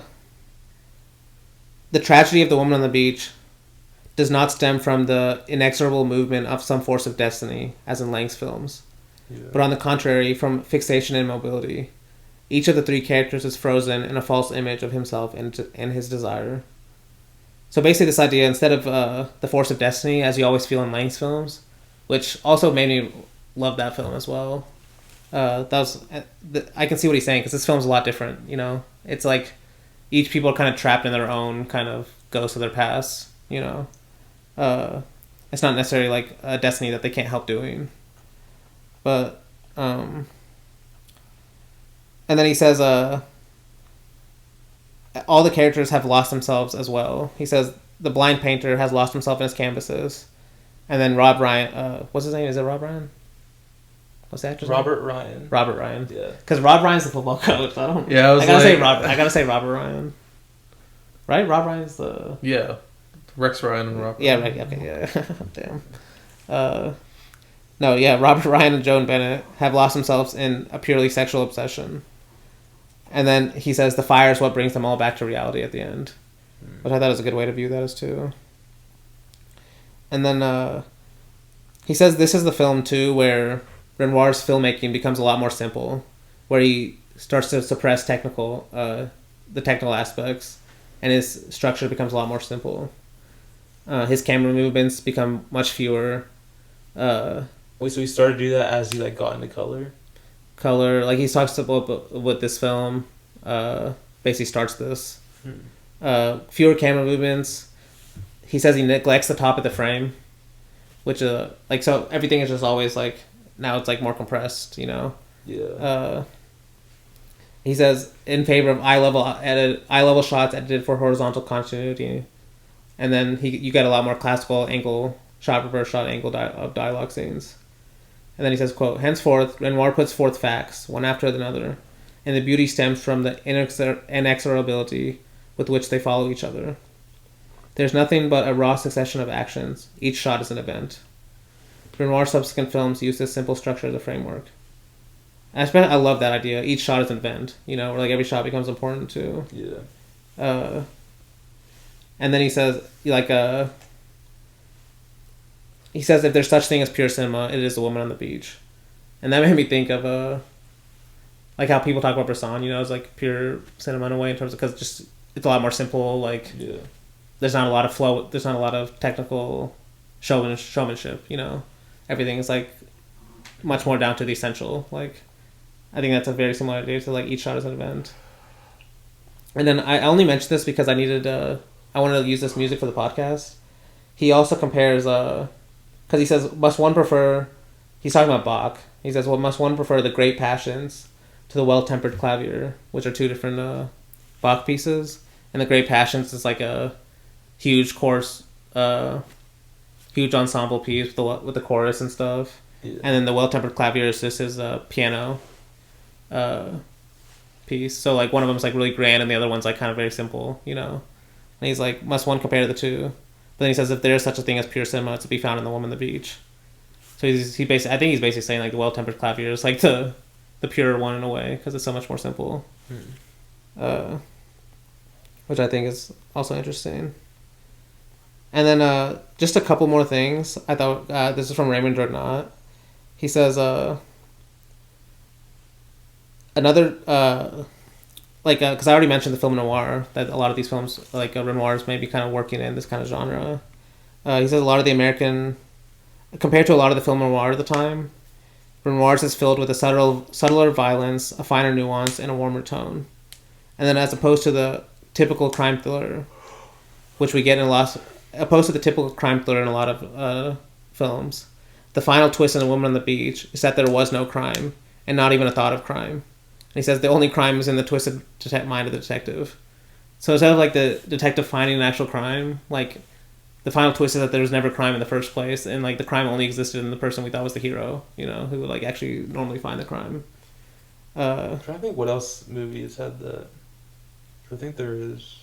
There might be, but like those are definitely exceptions. I don't know. Like, does Nicholas Ray have one like that maybe or?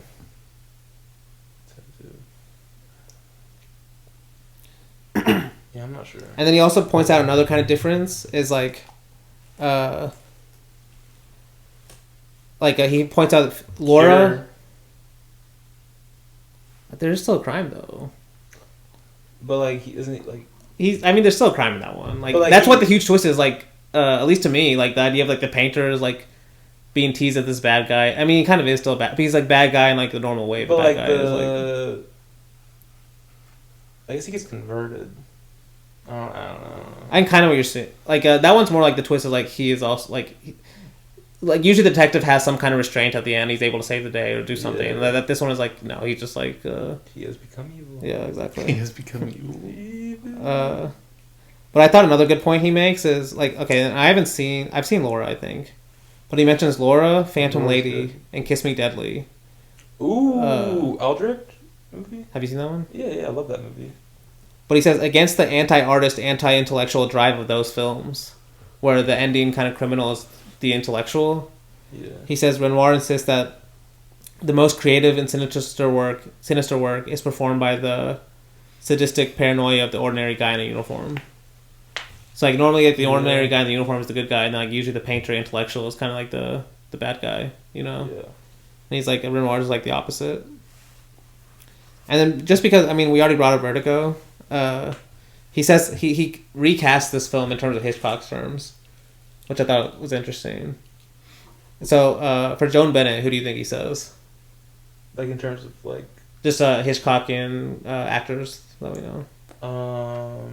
Or actresses. That one might be actresses, but this one, it's It's Kim Novak. He says. Okay, well, he's like it's interesting to cut. Yeah. Yeah, I didn't know if you were like wanting us to go beyond Vertigo or not. But yeah, that one was like too easy. Robert Ryan, he says, would be James Stewart.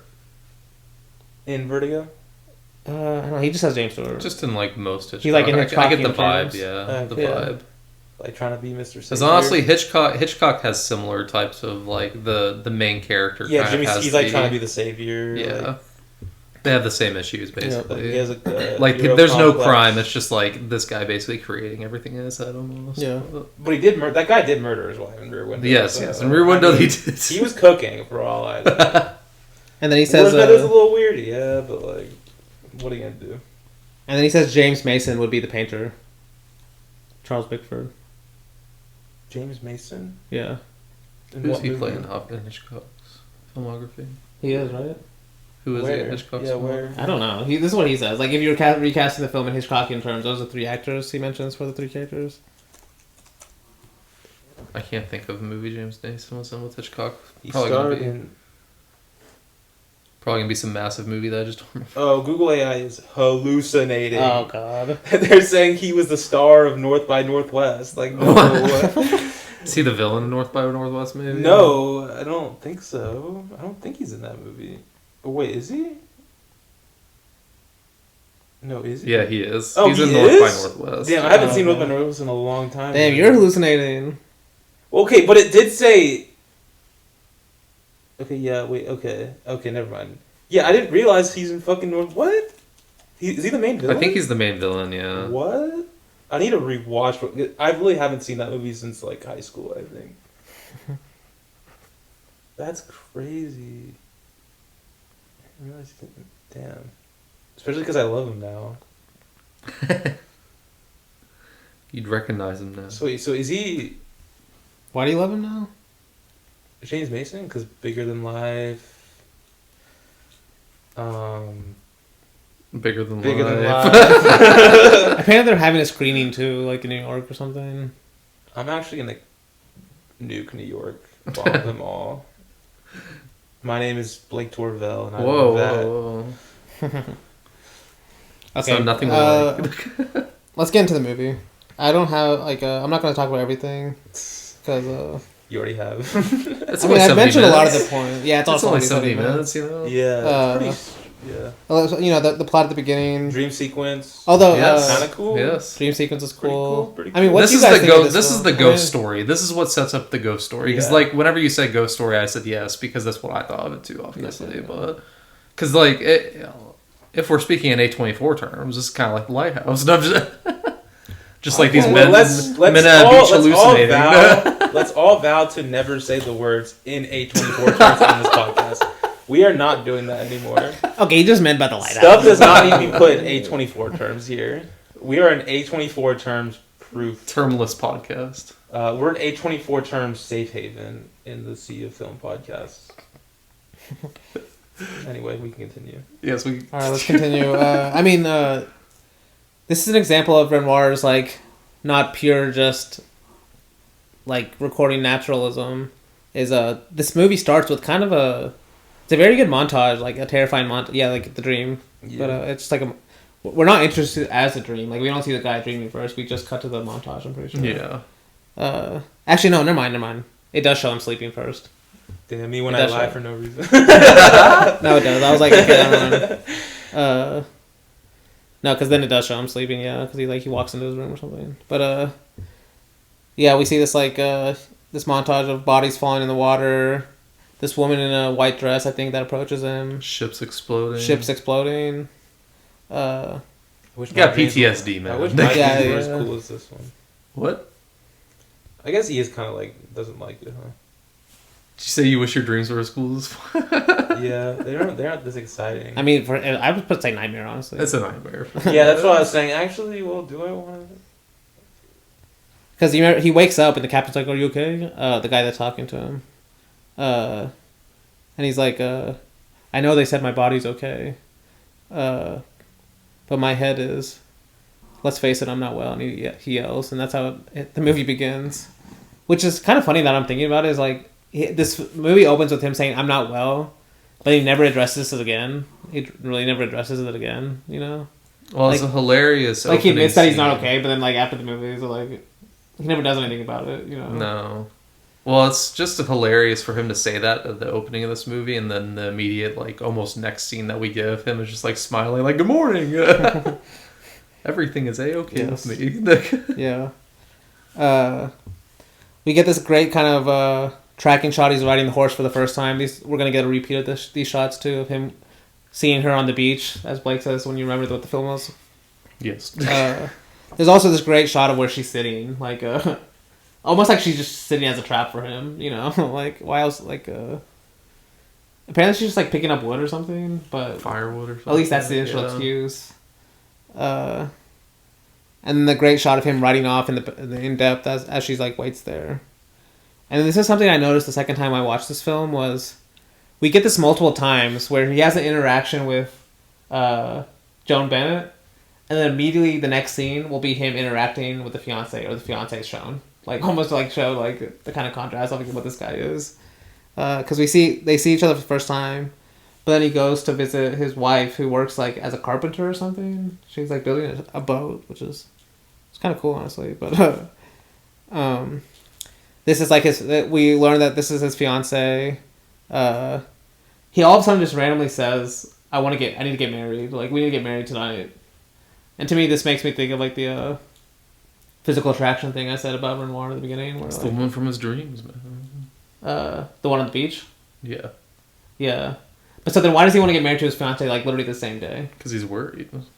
He's worried he's going to be unfaithful. Especially, like, if they're a more traditional couple, like, they haven't had sex yet and stuff, you know? So, like, that's just, like, kind of implied. You can't say that openly, but to me, that's how I read that. Where it's, like, they can't have... It's like Christian couples where they're like, we need to get married just so we can have sex, you know? Because it's also funny, like, while they're kissing in the scene, it plays... it's playing, like, really romantic music. Yeah. And, like, what we're going to learn in this film, like, this is, like, the most unromantic, like... relationship, you know? But then he goes and meets Joan Bennett, like, immediately after the shipwreck again. And it's where they have, like, their actual first conversation. And, yeah, like, she like, realizes right away he's kind of, like, a weird guy. She says something like, I don't know how, but she says, like, he guesses that he's scared of ghosts. And she's like, it's a strange that a man like you should be afraid of ghosts. And basically they come to this conclusion, like, they might be after... I don't know, it's kind of ambiguous. Like, they might be after the same thing. Like, it's not necessarily clear why they like each other so much. But yeah, then they go to her house. And it's kind of funny. I remember the first time I watched this, like, I thought she was single. You know, this whole time it's teasing like she's single. Yeah. You know? Because they go back to her house. She's talking about, like, her past trauma that she has, like, it's been so rough. It's like, way worse than just, like, and then she's like, being hit by a torpedo. Like, oh, here's the creepy old man she's married to. No, exactly. The way this guy enters, too. Yeah, he's like, you're going to really diss Mikel Piccoli like that?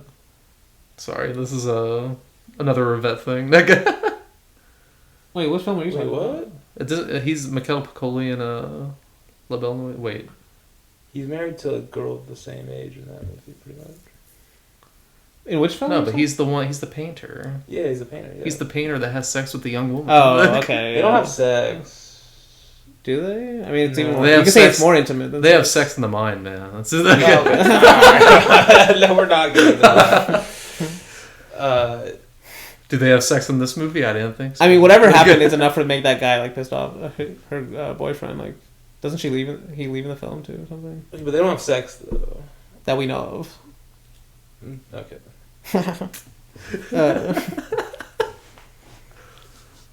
Yeah. 4-hour long movie of him painting her nude the entire time and they didn't have sex. That's crazy, Luke. I mean, you basically see the whole interaction there. It's like he doesn't really cut a lot, you know. But yeah, they also have like the painter and Robert Ryan. They have this like awkward conversation. Like, is this guy trying to fuck my wife? Or, does this guy know I'm trying to fuck his wife? That's like the subtext. But they're like, it's weird because this painter is like, he's being too nice. You know, he's like, oh yeah, come visit us tomorrow. Yeah. And like Robert Ryan's just like he has this whole suspicion this whole time about this guy. You know, obviously. I think at this point he's more so just like, how far is this guy willing to go? Exactly. Like it's a game. It's a game to both of them. I think. Like not really. Yeah. I think less for Robert Ryan than the other two, but the other two it definitely just seems kind of like a game. Especially whenever we figure out that she did the exact same thing to someone else in town. I can't remember. What was the guy's name? The other sailor that she did this to? Yeah, that we kind of just barely learned about. Because because it's like almost the exact, like she's just repeating a cycle that she's already done before with Robert Ryan. So see, that's why I was like, initially we're just introduced as like she's picking up wood, but like we learn later like why she's actually there. And it's also funny like after like because the painter's the one who invites him to come back, and then immediately after he leaves and they're talking about him after, he's like, oh, he's kind of dull though. Like. Like immediately calls him a dull guy, because this is where I'm like, he might be trying to play a game for her too, because like he knows that she's attracted to him. Mm-hmm. I think those guys attracted to him too as well. Damn, I mean that's a good. See, I hadn't thought about that, but you know, I'm not opposed to that. It's a challenger situation. They're both competing for the girl, but in doing so, compete for each other. Yes. But then we kind of see like the painter has this like controlling aspect to him about how he views her, because she like suggests at least for the first time that he just sells paintings so they can get more money, and yeah, he just basically says you don't care where we are though, right? As long as you're with me, and that's kind of the scene ends. And the next day, the painter comes like in this like heavy rainstorm to come visit him at his job, and he has this great line because he's like using a cane to walk, and Robert Ryan's like, why do you have that or something? And he's like, people always expect a blind man to carry a cane, and I hate to disappoint them. Which I do, like a blind guy just has to use a cane because like it's what people expect. Yeah. You know? Well, because also and obviously he's Robert Ryan in this, or at this point is already kind of assuming this guy's faking his blindness as well to keep her trapped. Yes, yes, that's important. Because he's like, it wasn't raining whenever you left walking. Why are you wearing a raincoat? He's like, oh, it's always great to be prepared, you know. Yeah, and like that's what I should have mentioned when you mentioned like the kind of game, like like Robert Ryan thinks this guy is like faking being blind. Yes. So like that's the game he thinks he's trying to like solve. But then it cuts to them like Robert Ryan's like making this whole big deal how he's not going to eat dinner. He doesn't have time to eat dinner with them, etc. And then it cuts to them after they've already ate and they're already drinking after. And then this is that great scene where he's trying to see if he's blind or not, and so he's like lighting the cigarette in front of his face. And it's like it's a rare close up too, because it's like kind of romantic. But he's like they're like trying to see if the guy can see the flame in front of him and stuff. And that's basically I love that shot. I just remember the shot too. Like, where his hand goes. And then he says he ends up leaving, and she's like, "I'll walk you out." And immediately after they walk out, he's like, "He's not blind." But then she's like, "No, you're wrong. I'm the one that blinded him." And you can say that's like kind of that's definitely like a surprise. You're like, oh damn, like she's the one that like, is this like a guilt thing? That's why she's here. This whole, why she's still staying with this guy, But then of course they end up kissing at the end of the scene too. This is another example. Like, is this painter just like if he's not if he's not blind, he's definitely watching them right now, I mean, hey, Renoir does not have anything against the cuck movie, so. That is true. This is another good example. Another good example of it. That's like the theme of this movie is like, does this guy want to be a cuck? Like, is he blind to it or not? No, yeah, but like I said, it ends with a kiss. He's a part of the cuck canon. I mean, do we have to have a letterbox list for Renoir, that? Hitchcock. No, we need films. No, I like the director thing too, because there are some directors that just I feel like. Well, yeah, but we have to list the films as well, because not every film is a cut film. There's definitely more. Tune into a future break episode. No, we don't. Honestly, We don't. Do that. It had to be like a part of a larger like we're just gonna make a bunch of mini canons on random things episode. We could do a genre night. Cuck cinema. Oh, okay. I mean, we kind of already have with the Rear Window Voyeurs one. Anyway, we'll keep that in the chamber. But like I said, this is the second time at least I wrote my notes this happens. So they just now he has his actual climactic kiss with Joan Bennett. Cut to the next scene is his fiance now coming to visit him at his work, and immediately after, he's like being like a real dick to her. It's kind of funny. I mean, it's like funny in a bad way, but because she's like, I'm wearing a dress now. I'm ready to get married. Yes. Even after, because like now that I'm remembering, she had said, I'm gonna come by this tonight to marry you. This scene ends with him just like kissing this other woman, not even going back to see her. She has to come see him the next day. She's wearing a wedding dress ready. He's like, I don't want to get married anymore. And it's like just that idea of just physical attraction was like all he cared about, because he's like, I now already got that. This woman on the beach. Like, I really don't need you anymore. Yeah. You play it. But see, that's why it's funny. He's playing the role of the detective that's trying to find out the truth of, the painter who's supposed to be. He's trying to be the hero. Yeah. Good. That's why it's funny. He's trying to be the hero by creating a story almost. Mm-hmm. Yeah. So then this is another example. So he meets with the fiance. They have that scene. Cut immediately to the same shot we've already seen of him riding the horse. But this time we know what that means. Now he's just going to visit the woman on the beach. They have this kind of climactic moment when they kiss again. But that's when the painter is like randomly walking blind.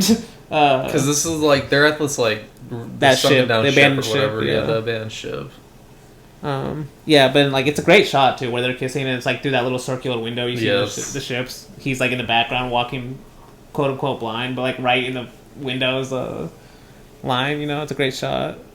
But they hide, and he ends up just like walking near the ship, and then keeps walking. He doesn't see the horse, but he notices the horse's presence. So, but now that the horse is there, and now I'm thinking about it, if he had known that she had cheated with him with another guy at the same place, like why would he not come back here? Yeah.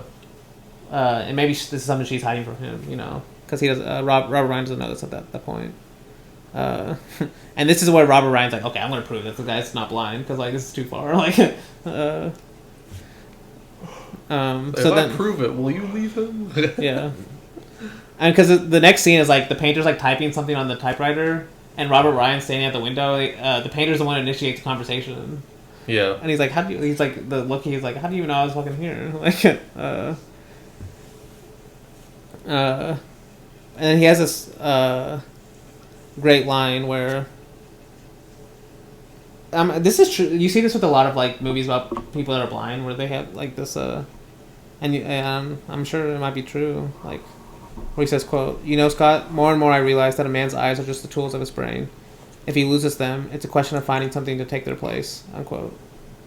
Basically the idea of like your other senses get better, like once you lose your eyesight. That's kind of the point of On Dangerous Ground. Yeah. Like, because that's the woman. Her like teaching her, basically like teaching him how to feel, because she's blind and she's like so like receptive to the other senses. Yes.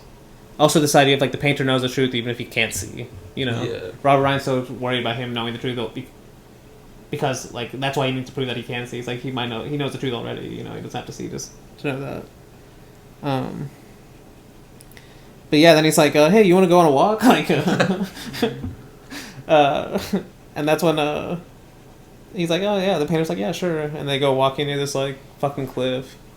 That's where it's like the paint. How much does like the painter know? Like what? Like This is why I say it's like just a game to him. Like he's just wanting to see how far this guy's willing to go, essentially. Because this painter until the end is kind of he's almost suicidal anyway. Like he has lost most of his will to live. Like he's very much clinging to his past, and he can't let go of his eyesight essentially. But so you think he knows this cliff is there? Yeah. And he's still just like willingly. Yeah. Interesting. I don't know. Because there are moments whenever they're walking on the cliff face where he's like stumbling because he's close to the edge, and it's like he knows. I think he walks directly off the cliff knowing it's there. Like I think he's doing it just on purpose almost. But I do like how it's ambiguous though, because that's what's so great. Like he has to be suicidal to be willing to do that. Yeah. You know? And maybe he is like we said, like all three of these characters, like Rivette said too, like all three of these characters have something they're holding on to in their past, like that's like basically frozen them. But yeah, like Robert Ryan's like watching, like freaking out. He doesn't yell. He at least yells before the guy falls. Yeah, exactly. But then it cuts literally to the next scene is like him waiting outside the painter's house, waiting to see if he's gonna be okay. And then there's like this great little moment too, like as he's going back to the painter's house, he like whispers to Joan Bennett really quickly. I wanted to make him admit it so that you could be free. Basically, this idea of like he's trying to play the hero, of like I'm trying to free you, you know. And that would be like the kind of typical film noir. This woman is trapped by a man that's like too controlling or something. And I just put in my notes too. There's a great reaction shot of her eyes when she's looking up at him after he says that. I just put like it's a great shot of her eyes. But then Robert Ryan just ends up leaving. This is another example of we just get a scene with him with the woman. Cut to the next scene of him looking for he's looking for his ex-fiancée. And this is the scene where we find out like apparently this is where the movie gets a little confusing. I'm not did this guy that Joan Bennett initially cheated with, did he work at this place? Or? I think it was her brother. Her brother? Okay. I think that's what they say in the movie, yeah. I think. Yeah. Because I love like because he asked her like this is when he finds out about this other guy, and Joan Bennett's already there, and she's like, he asks her, was there ever anything between you and Bill? And she doesn't answer. All she does is offer him a cigarette. Yeah. But I think that's like basically yes, because like how we've related to the cigarette scene in the previous is like, it's like almost the film's way of saying yes, you know. And then she's like, he's about to call her a tramp, and he's like, go on, say it. I'm a tramp. You're just finding that out. Chaplin reference. I think tramp is meant a different way here. Slut. Yeah. I don't want to speculate, but maybe we don't know what Chaplin. Maybe Chaplin was up to that. You know, maybe he was into that. I mean, he definitely was. Maybe he was a freak, the real Chaplin. But the real Chaplin in the film, the Tramp. Maybe the Tramp was a freak, bro. He does get rejected a lot. We only see the rejections, though. That's true. Anyway. Yeah. So then he goes back. Robert Ryan goes to the painter's house to apologize. This is the scene where we find out the painter shows him his paintings that are hidden away. That I like this scene a lot, honestly, just because this is where the painter is kind of just like, now that you know for sure I'm blind, we can basically start fresh. Like we can actually be friends now. We can be lovers now.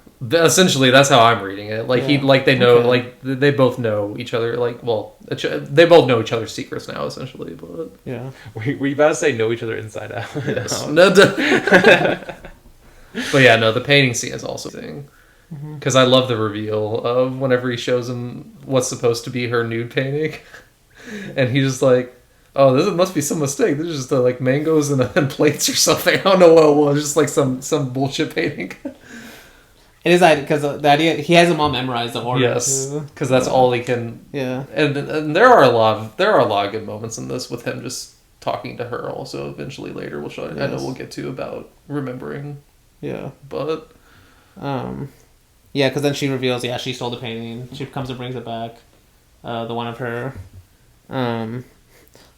It's kind of like oh shit, this is like Robert Ryan's like, oh, there's the fight, like I gotta leave, like it's kind of awkward. Yeah, this is about to get awkward, and it does, because like immediately after he leaves, like I think Todd hits her. Yeah, a couple times. And he hears it from outside. So this kind of like instills the teasing of, okay, now he's gonna save her. You know, for real. Like, it's not over. You know, this idea of like how he sees Todd. Or at least it's given him an excuse to see himself as the good guy now. There's also just some little things in here about who does the art belong to. You know, like does it belong to the artist or the model, or to the, yeah. Especially if it's a painting, I guess, of a nude body, but I don't know. Especially with your wife too. Yes. But yeah, like I said, that scene ends with Robert Ryan basically. You can tell he's gonna want to do something about like Joan Bennett. And it's probably gonna be something with fishing because they've already talked about Todd wanting to go fishing. But because he's blind, no one will take him. Damn, yeah, I forgot like that because he says he likes deep sea fishing. That was one of his old passions that he can't do anymore. I mean, that's where like Todd has a lot of trust in going to this guy fishing later on. It's not trust. Like he knows it. At least to me, he knows. You think so? Oh yes. It's like another suicidal kind of death drug. Not suicide. That one I don't think is as suicidal. I think that one just more so like this is going to happen. I'm just gonna face it. Like he's not backing down, essentially. They're showing each other their true selves in that moment. And their true selves want to save each other. Damn. And hold hands. No, God, I'm just kidding. But I mean, it's true. But yeah, no, I like that reading. I mean, just in where we are in the movie, we get one more dream kind of nightmare montage scene, but this time Joan Bennett is actually the woman on the beach too. She was at the beginning too, wasn't she? No, I don't. Are you I don't sure? think so. In that first shot, I'm almost positive it's not her. I thought it was. I'm probably wrong though. Maybe, but I don't think so. But then we get a couple more scenes of like the fiance. There's like that older lady in the film who like wants the fiance to go meet up with Robert Ryan again. She's like, no, he can come see me. But then we get a scene of Joan Bennett and Painter in the painter at their house alone, where they have another argument about whether he should sell his paintings, and yeah, they just have they basically have this conversation of like how he like tells her like you're always gonna be young to me, like you're basically always gonna look how I saw you before I went blind, you know. It's this idea of like trapping her in her past as well. Yeah. It's also kind of beautiful though. At the same time, it's like it doesn't seem like he totally hates her, but he's definitely a flawed human. You know, that's what we're talking about. It's like it's not villain; it's just a flawed human that's also stuck in his past. Well, I'm just saying, if you're blind and your wife is trying to leave you, that's a great line to get her to stay. Like, no one's gonna remember you like I am because they're gonna see you age. I can't see that. You'll always be this picture that I have in my head. Like, especially like, I mean, especially if like that's why I like the Buddhist interpretation of like there's no such thing as a self. They're just selves, you know, and that's what makes death sad in a way, because like that's not only true for romantic relationships, that's true for anything. Like anyone, like, you know, a certain person dies and like that version of yourself dies because like no other person knew that version of you except for that one person, you know. But yeah, in like romantic relationships, that's definitely one of the. But I mean, this is obviously definitely an obsession that he's going to break at the end, obviously. But... Yes. 100%.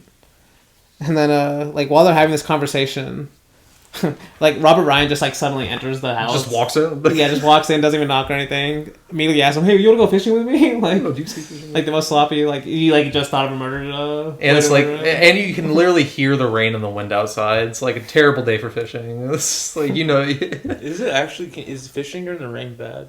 I mean, it's just harsh. It's harder too because the waves. The water's a lot rougher. Easier.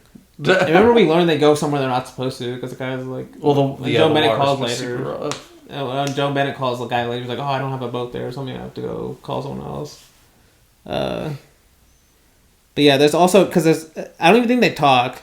There's just a great like reverse shot of Robert Ryan looking at Joan Bennett, basically like through his eyes only, telling her like, "Yeah, I'm about to kill this guy," and like her not doing anything in that moment is basically her like accepting it, you know. And then regretting it immediately. Yes, exactly. Like, immediately after they leave, like, she calls to try to get him saved.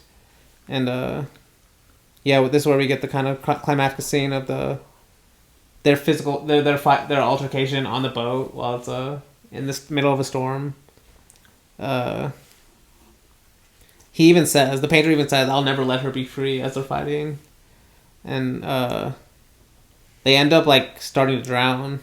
Well, it's super interesting, honestly, because he says to Robert Ryan, like, it's gonna be one of us. Like, you're gonna have to throw me off, or I'm gonna throw you off. And then he's like, or it can be both of us. And then Robert Ryan's like, or it can be both of us. And because he's the one that starts just stabbing the boat. Like, he's almost willing to die too. Like, that was kind of interesting too. Yeah. Because everyone in this movie is kind of suicidal, honestly. I do kind of agree. Because he's definitely heavily depressed too. Yes. This entire movie. That's obviously what the nightmares are supposed to be saying. Yes. Because that's, I think, what changes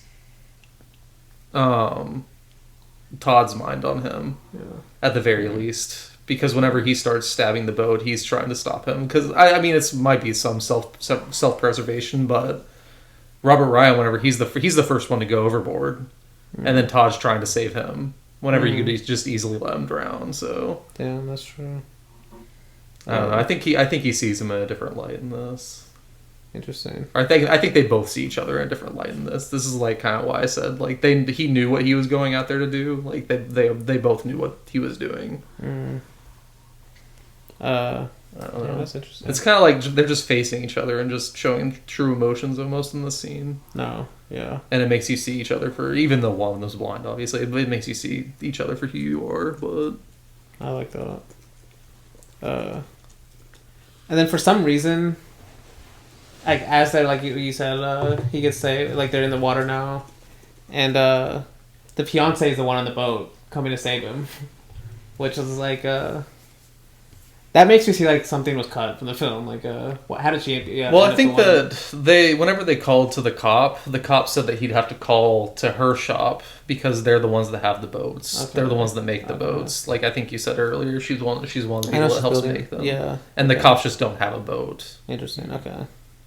So I think that's why. And like the scene kind of ends with like they never even have a conversation. No.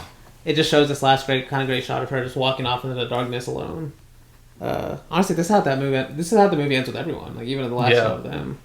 But yeah, he gets we cut to the painter yelling at Joan Bennett now for trying to kill him because he's like, you were in on this, obviously, and she's like, I tried to stop him, and he's like, when it was too late.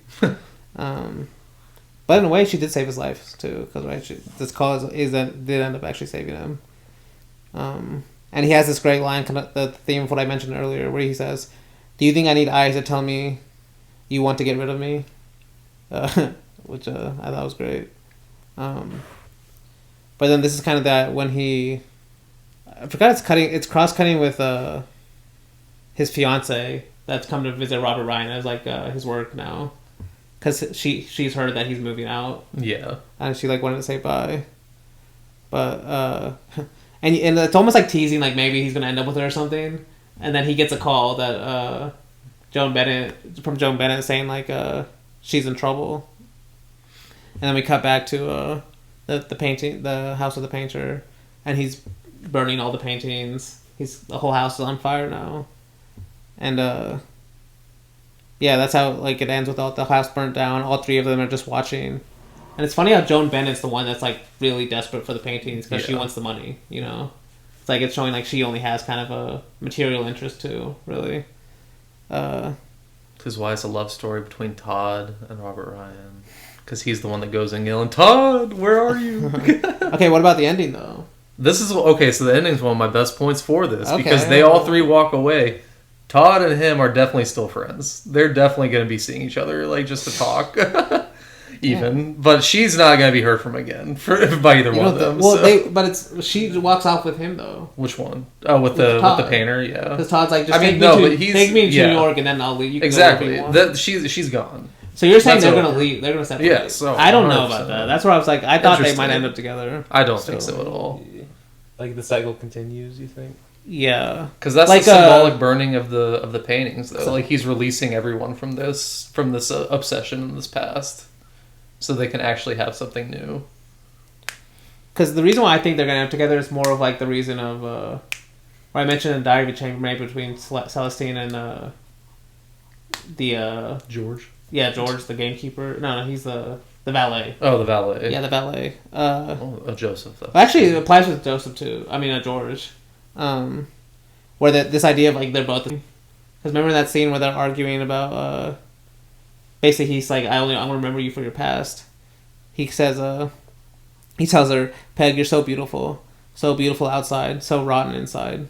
And she's like, you're no angel. And then he says, no, I guess we're two of a kind. That's why we're so right for each other. And that's why I thought they might. But see, I don't think he's the same anymore.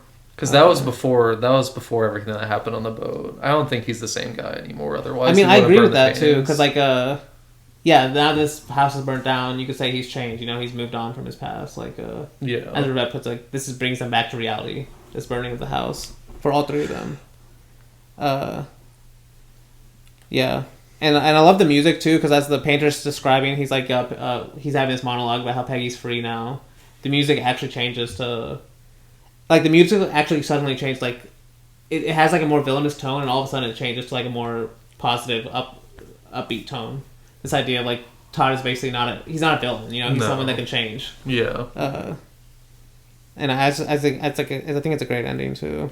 It is. And let me read this quote. Kind of, I think this idea of how there's no villains in this film, even though this whole film is like teased as like a typical movie with a villain. Where he says, "quote When I joined the cavalry, I learned something essential in cinema and literature and in art in general.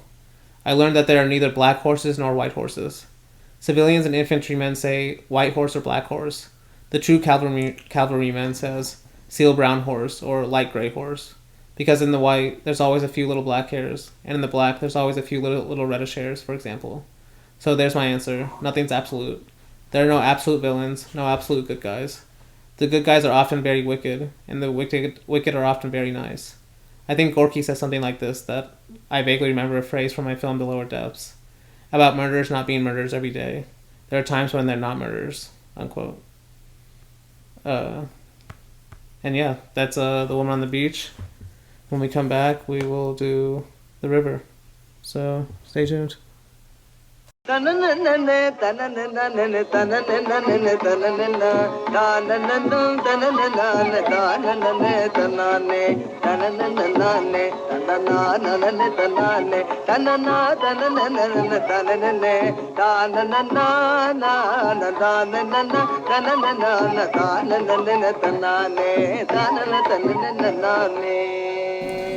welcome back as we continue this episode with Renoir's 1950s one, The River. Yeah, this is definitely, I think, by the time we've reached the current day with our Renoir canon, this is definitely in the Renoir canon nowadays. But let me ask you guys first, what do you guys think? Blake said it's his first time, so let me start with Luke, because I know you've seen it before. Yeah, I mean, I watched this for the first time, I believe it was 2022. Let me double check that real quick. It was May 2022, so like, basically like right when I graduated high school around then. And yeah, I mean, this one was an instant favorite for me from what I remember. Like, I watched it, I immediately loved it. Wasn't exactly sure why, but I remember like feeling kind of entranced by it, a lot of the colors. And then I think immediately after I got the Criterion Blu-ray, like I ordered it, and I never rewatched it. But I watched the Criterion Blu-ray for this one. There you go. It does pop. It does pop. The colors do pop on that thing. But yeah, I mean, I still definitely love this movie a lot. It's not my favorite noir, but it's still like, I would still say it's a masterpiece, because like I just love I kind of already mentioned it earlier, but like just like the domestic drama alongside the kind of nature, the way he contrasts the two, or not even just contrast it, but just the way they like inform one another. I love like a lot. I love like the narration. And yeah, I think it's just like it's just a beautiful film for you to watch. I get why people don't like it as much as the other Renoir movies, because yes, the actors and the characters are a little awkward, because these guys aren't professional actors, a lot of these people, from what I have read, and you can kind of tell as well. They're the most British people I've ever heard. But I still I sort of like the kind of awkward performances. It sort of makes sense for some of the characters, like the girls are trying to like figure out their lives, like I don't know, I think the kind of like weird, like off-kilter acting kind of works for me in that regard. But yeah, I do love this movie a lot. So what about you, Blake? What do you think first time watch? I liked it a lot also. It's probably been one of my favorites that we've done this podcast series so far. Okay. No, echoing a lot of what Luke says. I definitely like all that. The colors do be popping for sure. Yeah. I personally I like this is told from her point of view as an adult, looking back on her childhood memories of a place that she is not from, really. You know, it influences a lot of, like, at least me. It doesn't take away from like people saying this is just like what whitewash India or whatever. Because it is just like this little girl's remembering this place. And little girls obviously are not going to have all that stuff on their mind about like colonialism and all that stuff. They're going to see a certain particular spot of thing. Like they're going to take from the culture of India a little bit. They're going to see certain things that entrance them about it. Like the Krishna story and stuff like that. Or just like all the dances and the paintings and stuff like that. The artwork. And they're not going to focus on the other things as much. They're going to focus on the things that they remember well. Yes. But so I did like that about it. Yeah, like Renoir says multiple times, like he made this consciously. He wanted the perspective to be of Western eyes. Yes. In India, like that's why he specifically didn't choose a story that was just in India. You know, like I think he was very conscious about this idea of like a Western family. You know, even if it doesn't, like you can tell, like exactly what you said. Yes. It's the memories of a Westerner's view of India, like. Because like I was going to mention a little like some of the criticism he gets, especially at the time, and it was for that reason. Like people were like, "Oh, this is not about the true India," you know? Or, like, yeah. Because it is definitely like if we're talking about just movies that we've done on the podcast, like Rosaline is India, yes, Mathrubhumi, like it's definitely a lot different from that movie in that way. Because this is a story about a white family. It's set in India basically, but. But there are a lot of interesting things that come up with that too, because a lot of the side characters, as with a lot of Renoir's movies, are some of my favorites. Like I love the daughter of their neighbor, who is half Indian, half white. Like she's just a really interesting character in general, because it makes you think about a lot of things from that time period, what she has to deal with, what her options and opportunities are, kind of. But no, I think that's probably one of the best things about this movie, though, is everyone has their own like little. Kind of like lives that they're living in this India. We get her life, like Harriet's life, the majority of the time, but everyone else, it always seems like they have something going on in the background. So, and honestly, fuck this kid. He deserves to die. No, I'm just kidding. Kind of though, because that's also why I'm saying he's not shying away from like. Yeah. This the white person thinking they know everything about a culture, because this is obviously something that the child thought he could do because he saw an Indian man do it, and then obviously that's not how it works. So actually, I was gonna because Raymond, Raymond Durgnat, I'm pretty sure. Yeah, he's the one that says basically exactly what you said. I didn't even have that reading. Like you kind of do get the idea, like I got the idea from like he's supposed to die. You know the way he's acting, like but. That idea of like basically the colonial mindset, you know, he puts it like this film is less than a. Let me just read his quote because it's basically exactly what he said. He says, "Quote: Bogies is a tragic destiny, the manipulating, secularizing West breaking the rules of the game. The child who replaces him is a girl. The film is a repudiation of maleness, repudiation of maleness, which is celebrated in its erotic form in Christmas dance, than repudiation of the Western edge to masculinity. Wait, are you saying are you trying to say reputation? No, repudiation, like rejection. Repudiation. I thought repudiation. That's what I'm. Yeah, I thought you were trying to say reputation. I was like, why are you struggling this much with I should have that? said rejection. That makes more like the film is less a rejection of maleness than a rejection of the Western edge to masculinity. Okay. Basically, what you're saying, like this Yeah. idea, of, like the Western. I put it colonial. In my head, I put say colonial mindset. Yes, Like, for sure. I think that's why you almost see, like that's why when you see that Indian boy that's with him, we always see him in the background because he says he knows the rules of the game. Yeah. You know. No, but yeah. So I agree with that 100%. That's why like it sounds bad. Like in a romantic film.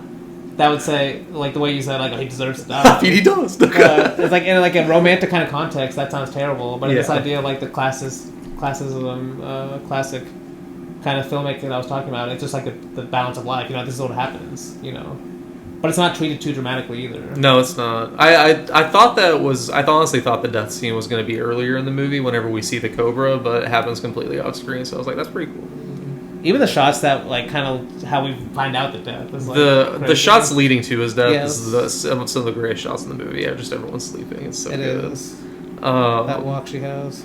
But yeah, no, definitely need to watch it again for sure, like I do with most of Renoir's movies. But like I said, probably one of my favorites that we've done so far in the series of the 6 that we've done. So I'm just gonna go through some biographical stuff, maybe just some stuff I found that was interesting. Well, first, I already mentioned how Scorsese loved the film. This film, obviously. There's at least on the Wikipedia, there was one other director I found. I mean, obviously, like Rivette, I'm going to mention a lot of his stuff that he wrote in a second. But there's another American director that really loved this film. That we reviewed some of his films on the podcast. He's still releasing films today, so he's a more contemporary director. Scorsese? I just said Scorsese, no. Shyamalan. Coppola. It's not Shyamalan. No, not Coppola. Oh, yeah, we haven't done a Coppola, have we? Someone that's still releasing movies today. Yes. That's American. We've done a few of his films. John Carpenter. That'd be No, great. that would He's be also Canadian. not. He's not Canadian. releasing. This He's one makes Canadian. way more sense. Wes Anderson. That doesn't make Yeah, sense. no shit. Yeah. Yeah. He said it was this film. I was thinking way before Wes Anderson. He said it was this film, Satyajit Ray's films, and Louis Smallier that made him want to go make Darjeeling Unlimited. Darjeeling Unlimited. I said it exactly wrong. Darjeeling Unlimited, the sequel. Darjeeling Limited. And I know Blake knows who Kumar Shahani is, right? Remind me. Naisuk. Oh, is that his That's name? Kumar Shahani, right? Amit Duda. Oh, that's Amit. What? Kumar Damn. Shahani. How do you spell that? No, he did. Damn. I know. Was he a part of Nine Suk, maybe? He did like Maya Darpin, Kaspa. Actually, I haven't talked about him yet, but he was basically a student of Ritik Ghatak with Money Call. Damn. This guy, Kumar Shahani. Yeah, you yeah. said? Him. Okay. Yeah. He's a pretty famous Indian director. I just like it's been like years since I've seen his films, so I kind of forgot which ones he did. But he apparently did an intro for this film on the BFI Blu-ray version of this, which honestly looks better than the Criterion one for all the special features they have. But he did an intro for this film, and he said at the time this film came out, a lot of the Indian filmmakers found it like really embarrassing for like for how it treated India, including him. But then he said like over time he grew to appreciate it more and more, especially like the kind of documentary aspects of the film and like how the film like treats color basically. Yes. But although I say like a lot of critics didn't like it, it did win apparently the first international prize at the Venice Film Festival, and it shared the prize with 2 films. One of them that we've done, another one that I haven't seen, but I don't know if Luke might have seen. 1951. 1951. Oh, it's okay. International prize at the Limelight? Venice Film Festival. 1951. No. So did it come out in 1951? Yes. Actually, I don't remember when this film. Oh, okay. Let me look it up. But it must have come out. So Maybe you're saying 50. it beat this at the... No, it won. It tied it. They gave it to tied. 3 movies. Okay, it's an American film, 1950. Yeah, no, this one's Giant 51. Guitar. Wait, no, that's 1952. 54. 54. No, it's also 51. I need like a hint, like a director. I mean that would give it away, but Billy Wilder's one of them. Oh, Apartment? someone. Wait, Ace in the Hole? Yeah. Okay, I haven't even I've seen actually that. seen that one. Oh, Blake's the one that's seen that. Okay. Yeah, I've not seen plot Ace in twist the there. I've only seen like 4 Billy Wilder movies. I remember. And the other film, Luke claims is one of his favorite films. Wait, of all time. okay, wait. 1951. Is it a Hawks movie? Can I get like a director? Is it the Red like, Shoe? The director will give it away. Brisson. 1951? A Man Escaped? Brisson. No, wait. Actually, no. Dan, this isn't one of your favorite films. Never mind. Yeah, I was about to say what? Yeah, no. There's a Brisson movie. It's Diary of a Country Priest. Oh. What day is it? I don't know why I was You thinking. got me. I don't know why I was thinking Balthazar for a second, but Yeah. I think Balthazar is because that was when he got the award with Orson Welles. It was him, Orson Welles, and Tarkovsky. Tarkovsky on the stage together. I think that was for Balthazar, if I remember correctly. But okay, either way. Yeah, so some more biographical details. This story is based on a author named Rumer Godden. She actually, Harriet's basically an autobiographical tale for her. She wrote a novel based on, she actually grew up in India.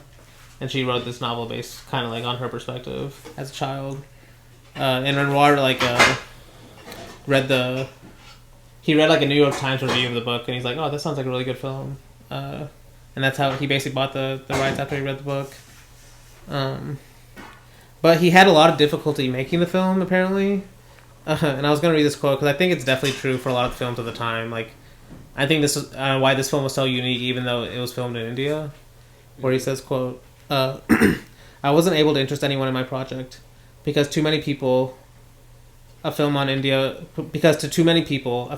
means charging cavalries, tiger hunts, elephants, and maharajas. People said to me, now if you could add a few maharajas and a few tiger hunts, it would be a beautiful story. But we think that people who go to see a film in India expect something else. After all, we do have to give the public what they want, unquote. And so he says he had difficulty for years trying to get it made because of this idea. It didn't have the classic Indian exoticism that a lot of people would expect, especially if they hear it's filmed actually in India and stuff. It would be an interesting comparison, because Fritz Lang made 2 movies in India. I do not like his one in India. And they were also, there's 2 of them, right? Oh yeah, I haven't seen the sequel. And they're Technicolor. Yeah. I remember liking it. Yeah, I remember not liking that one. Some people love that movie. A lot of people love it. Yeah. What's it called? Tiger of Ishpreneur? Yeah. Something like that. And then I forgot what the sequel is called, or the other one. Yeah, I don't remember what it's called either. But in terms of producing the film, this film also had basically the opposite experience that he had on The Woman on the Beach, because the more he screened the film, he was actually getting the more basic positive reactions to the film, that he was actually, because he says as he filmed the film, he filmed basically 2 different versions. He filmed one version that he calls a book-like tone, or he calls a commented style, but then he also, the same scenes, he would also film what he calls a documentary or poetic tone, what he calls the non-commented style. And he said during the screenings he started to notice people actually liked the more poetic, what he calls semi-narrative form, or with the more voiceover stuff and more documentary footage, instead of just straight up narrative. He says, quote, in my first cut, I simply tried to follow the film's action. Then little by little, I understood that it was a film in which I could allow myself to add a few purely poetic morsels that had no relationship with what we call the action. For example, the passage on the stairs, which I liked very much, but which I dared to insert only when I had finished the editing. So to a large extent, because of the moral support that these audiences gave me, The River is a film that fully represents what I had imagined at the beginning. And honestly, that's amazing too, because the scene with the stairs, when it just she's talking about how with the stairs on the temples and how they change and stuff. Some of them are new and old, and that's one of my favorite scenes of the movie. The people don't use the new stairs because they like the old ones. Basically all that, talking about all the people that walk on nearby the river and stuff, and just the shots of that too. That's honestly one of my favorite scenes of the movie.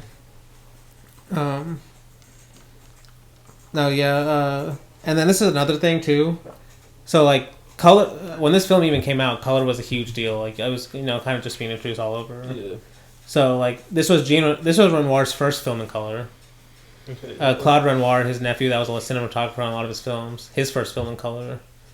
The first film shot in India in Technicolor as well. Yeah. Which is also Does that include just like color in general in India? From what I read from Raymond Durgnat, but he says Technicolor movie. Okay. Well, I guess was Technicolor the only form of? Is that the original form of color? I don't know. No, the original form of color came in like the 1900s. Like painted, yeah, the painted. The painted on cells. Or that is true, but like filming yeah, I don't know if Technicolor was like the first kind of process like that.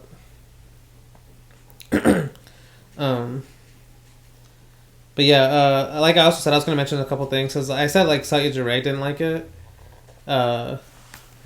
He says the main things he didn't like was he felt the film felt too picturesque without being without enough conviction of the film. Like that was his critique of it.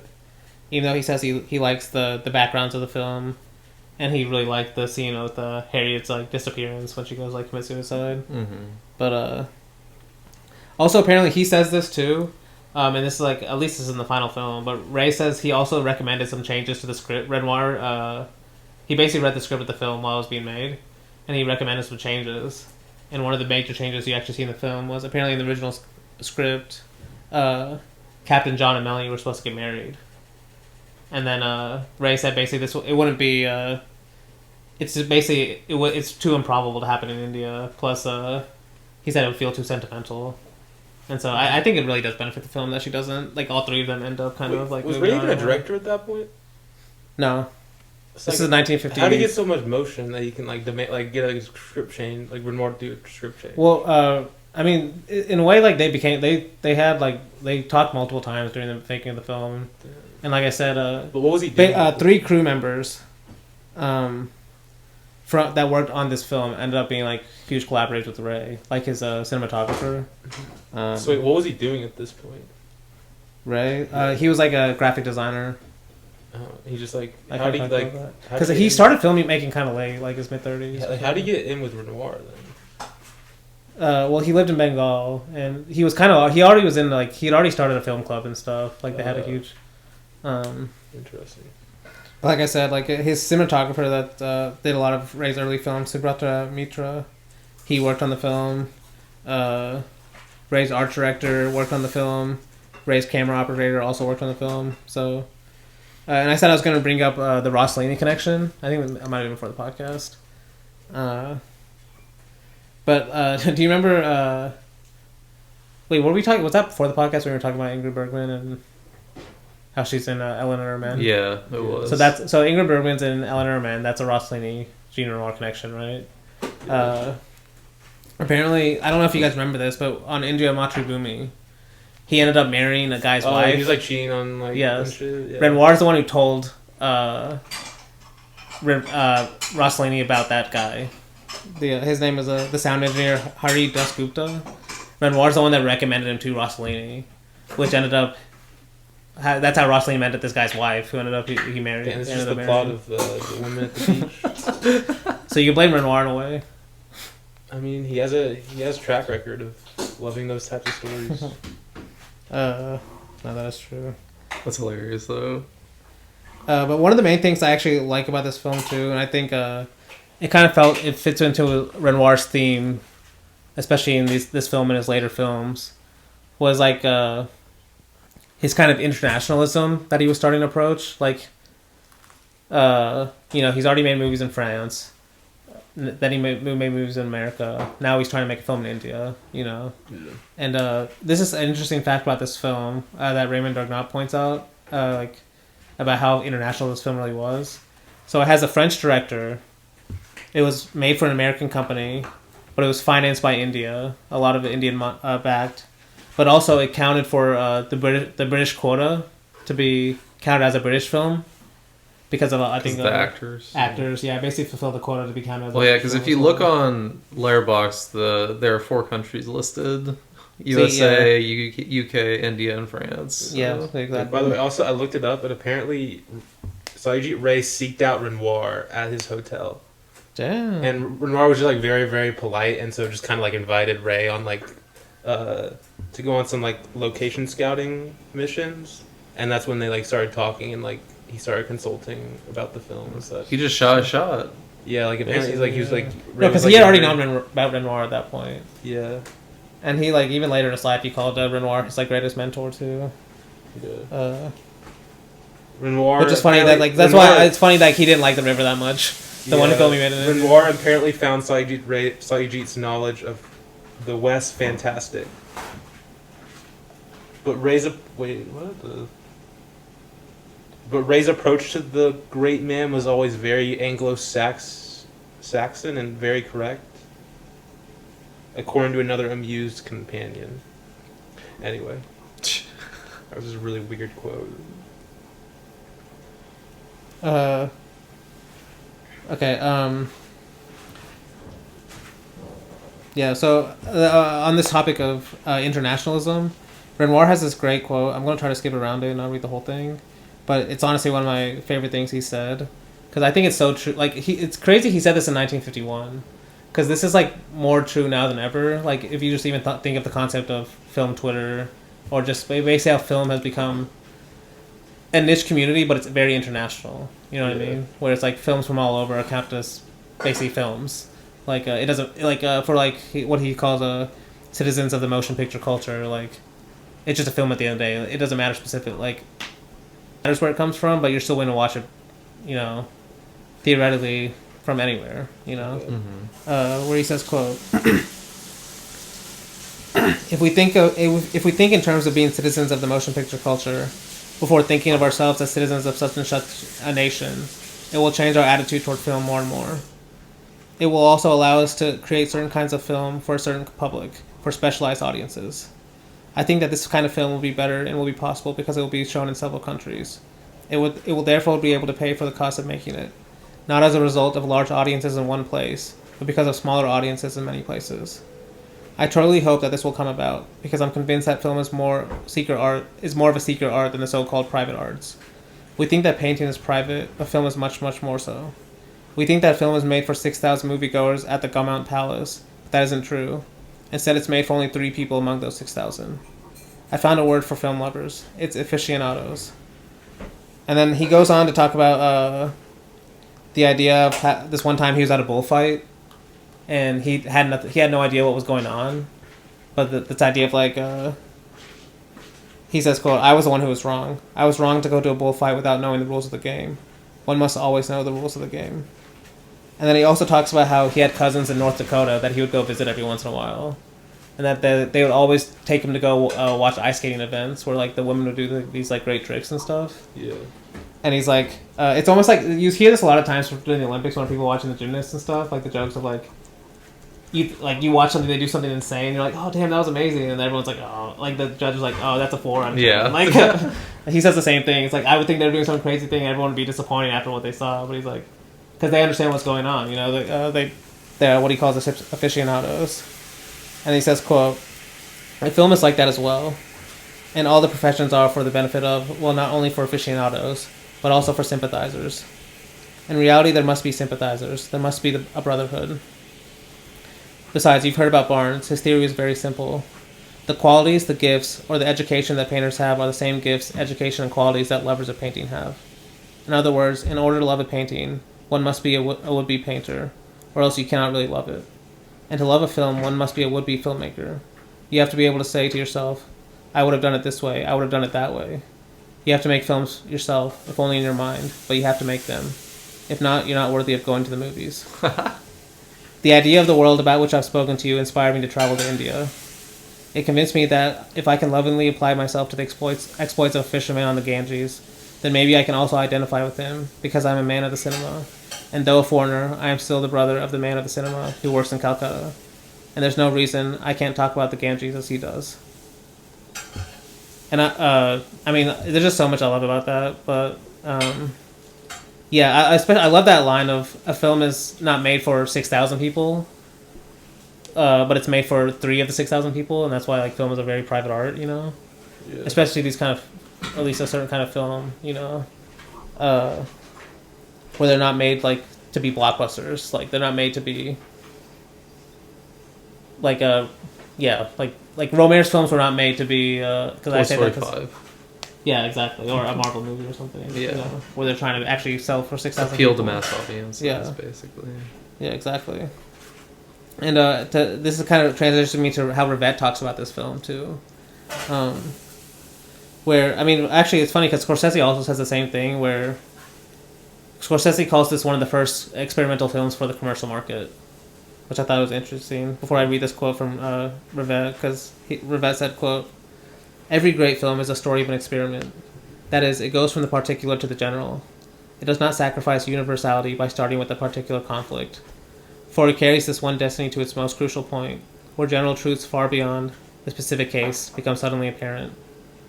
The voyage to India has now replaced the traditional voyage to Greece. But it is not towards an exotic land that Renoir or Rossellini embarks, but rather towards the cradle of all the Indo-European civilizations. They ask India to give them back the fundamental note, which now seems lost in a general cacophony." Unquote. And I especially like that, the idea of like, I think this at the end of the day, this is why I love this film, is that part where he says, starting from a particular conflict doesn't sacrifice universality. And then general truths far beyond the specific case become apparent. And like that's where this film becomes a kind of a grand tale to me, where it's like, it's not just about this one specific story, it's just a metaphor for much more about life itself, how life itself moves on, how there's death, life, and rebirth. And as I was watching the film this time, especially the scene where after we see Bogey die, and like a couple scenes later, there's a child born. Do you remember another film where something similar happens that we did recently? Yeah. And it reminded me, like, it has the same kind of theme as well. John Ford film. Okay, wait, say it again, sorry. Where, like, someone dies, and, like, a couple scenes later, there's a baby born, like, to show, like, that one is not a baby, it's not a child that dies, but... Is it the Fort one? Fort Apache? No, it's How to Be With My Dolly. Oh, okay. Yeah, and that one also has a child narrator, too. I only realized that after as well. That kind of reflection of, like, how he sees it in a, like, this is not almost a real place, it's like his memory of the place. But yeah, that idea of, like, basically how, because this is what Rivette says. He says, this film, so rich in metaphor, is ultimately about metaphor itself, or absolute knowledge. Which, he just throws that in there, but I'm like, damn, that's kind of a crazy thing to say. It's like a very philosophical thing to say, metaphor itself is what absolute knowledge is, And, he talks about how in this film, he talks about 3 layers of this film. There's narrative content, there's sociological description, and there's metaphysical themes. And he says this is one of the only films in history where at any point in the film, any of those 3 could be interchangeable. Yeah. Where at any point in the film you could think about any of those 3 contexts, metaphysical, sociological, or narrative.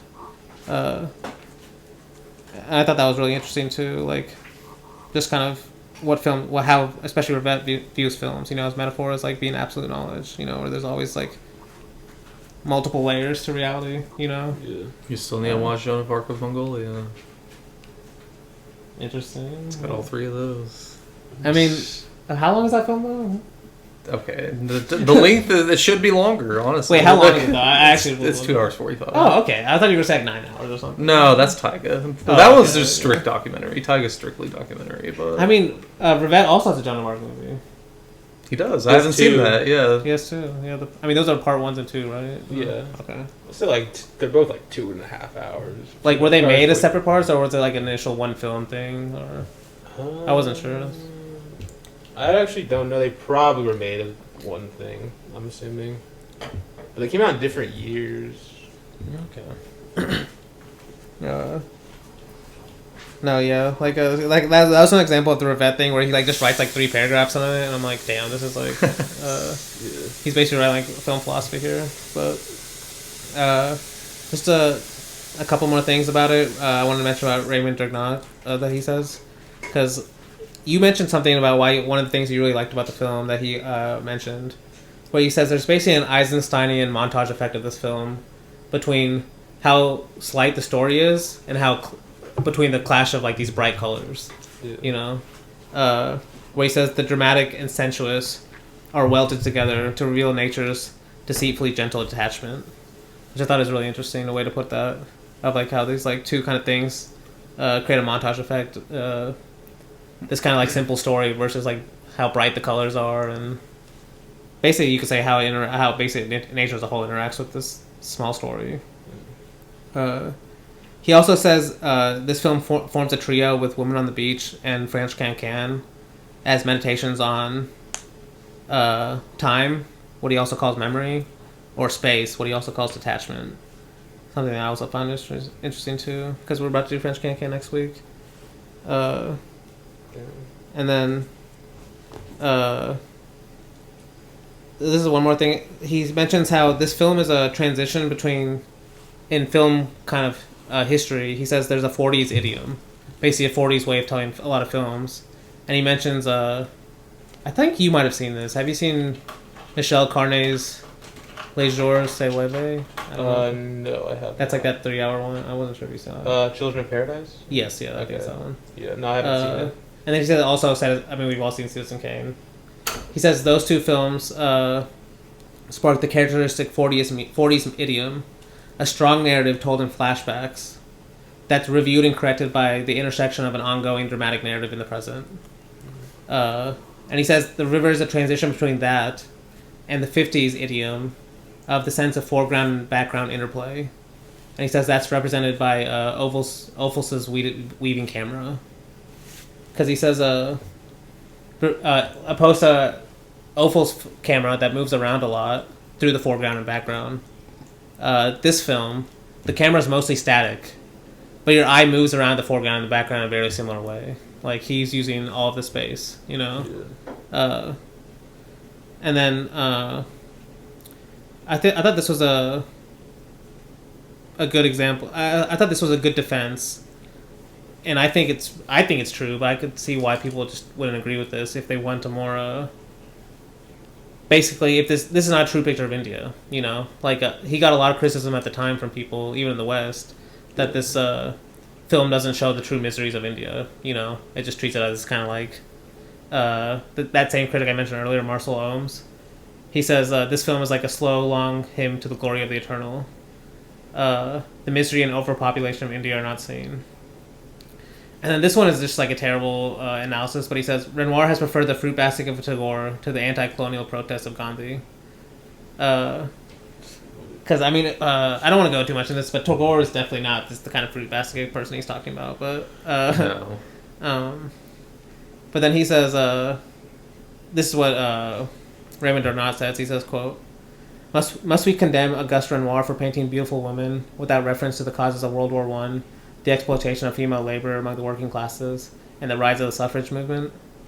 Hasn't Jean Renoir's art always been engaged by the didactic purpose of its counterexamples in offering an alternative philosophy to the destructiveness perennially in vogue? And I love that. Just like that's why I see Renoir's films as very motivating, because he sees basically Renoir's films supply counterexamples. You know, trying to find your way out of living in this destructive world that we live in, and or ways of dealing with it, you know. Yeah. And like to me, that's in a way that's like much more political to me than a film that's just like openly about a political situation that, you know, goes right or wrong or something, you know. Just like a way of actually dealing, a film that deals with how we should actually see the world or deal with it, you know. Yeah. And yeah, that's how I wanted to get into the river, because like that's why I think it's so special. I think Simon Leong has a great quote about just life moving on that just fits with every movie that's kind of about that. He just says life moves on, albeit with a sense of helplessness. That's an afternoon. his 2.5 hour long conversation with Li Kongsheng. Like, I mean, it's crazy you brought him up because he also has a film called The River. He does. Very different, somewhat. Yeah, honestly, I mean that would be a good double feature to see if you could find some kind of similarities between the two. No bathhouse sex scenes in this one. That we know of. It happens off screen. It's like a deleted scene, you're saying? Yeah, they couldn't get past the censors in all the countries, you know. But yeah, let's get into the movie. It starts with this kind of introduction from the narrator already telling us like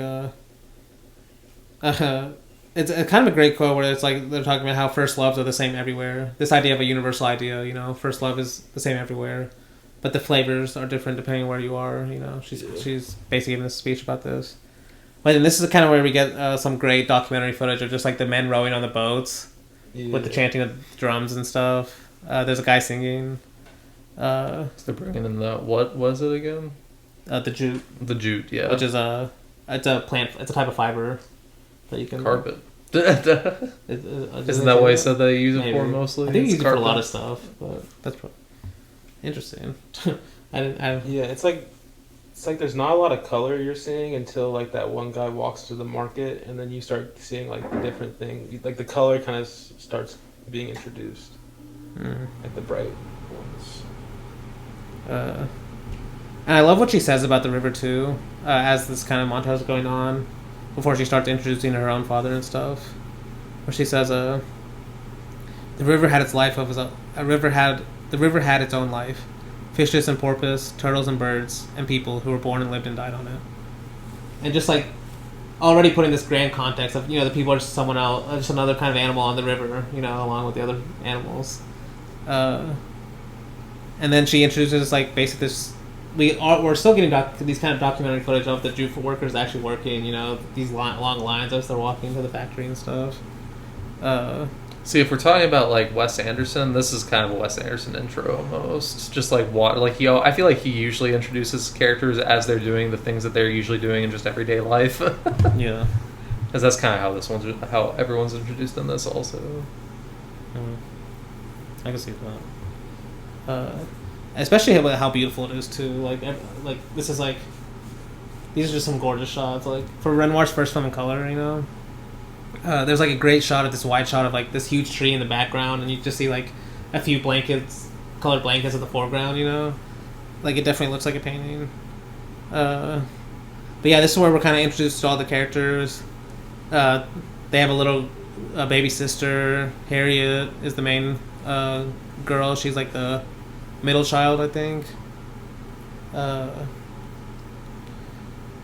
And it's funny because I don't know if you guys noticed this, but the little girl, Victoria, I think is her name, she says basically one of the main themes of the film at the very beginning, where she says, she's talking about, she says Hoppity. I think it's the rabbit. That's the rabbit, yeah. Yeah, she says Hoppity is my baby. He's just been born. But Harry says, but you had it born last week. And then Victoria says, babies can be born again and again, can't they? And like literally that's like I said, one of the major themes of the film later that literally happens. Definitely. We also meet the gate man, the protector, that they call the protector. And then also Nan. She's a central character in the film, actually. Their kind of caretaker. But yeah, then we get some more. We meet also, this next scene, we meet Captain Jean. I don't know, like, what do you guys think about Captain John? He's kind of a weird guy, honestly. Yeah. I think it would be very easy for him to be a lot creepier than he is in Yeah, this like movie. the whole like Harriet thing, like her being in love with him, like he definitely could make it weirder. This is why it's good that he didn't end up with any of them, because if he had ended up with one of them, it would have at least made it maybe seem like he was entertaining the idea of all three of these underage women, when in reality it's kind of just like he's almost just there, you know, like he's also going through some shit. So yes. No. I mean, I almost brought it up on the woman on the beach, but he also had this like past trauma that he can't get past, the same as Robert Ryan, you know. There's similar characters and stuff. I mean, actually, I think both of them have war, like, basically trauma. Yeah. It is both war trauma. Kind of an interesting, like, background of this film. Like, it would have been more relevant at the time. Like, this is still after World War II, you know. 1951 is not that far away from World War II. But I do also love this scene for a little moment where they're all watching him in the distance. Yes. And it kind of put in my head... a lot of this based because of who wrote the book and how much she was involved in the actual writing of the process, the screenwriting process of the film too. A lot of this film is basically the female gaze. Yeah. You know, like it doesn't have a male gaze. Like Harriet's the gaze of the film, and this is a great example where Harriet says, as they're looking at him, she says he's beautiful, and the other girl, what's her name? The red hair one. I can't remember. I can't remember. I wrote it down later, but I'm bad with names. I cannot remember. I can't remember either. Yeah, she's the older one. She says men can't be beautiful, and she's like, yes, they can. And I think that's like a great little example of that. Because yeah, it's like almost like that, even like where I said earlier about the masculinity is the one, the Western masculinity is the one being taken down. Valerie? Yeah, Valerie. Okay, yeah. No, I just love that little scene too. But then it's funny because Nan is like this next scene, like Nan's the one who's like kind of encouraging them to like be in love with him and stuff, like kind of encouraging them. And at the end, she's like, "I knew he was trouble the moment he came in," like, which is kind of funny. Honestly, Victoria's like one of the funniest ones, and like maybe the smartest one in this movie. She's a little girl, because I think Nan says Captain John was so brave. He stayed there in battle till his leg was shot off. And then Victoria's like, Victoria's like, why didn't he stay until his other leg was shot off? So good, it's so good. Yeah. I laughed so hard when she said that. Imagine being roasted by a 6-year-old, bro. Like, yeah, I was like 2. Good. No, then the next scene is when we meet Melanie, the daughter. She's apparently a character that Renoir wanted added. That wasn't in the original book. But yeah, we meet. She's half Indian, half British. British. Okay, yeah, I should have got that. Yeah, he's half British. Yeah.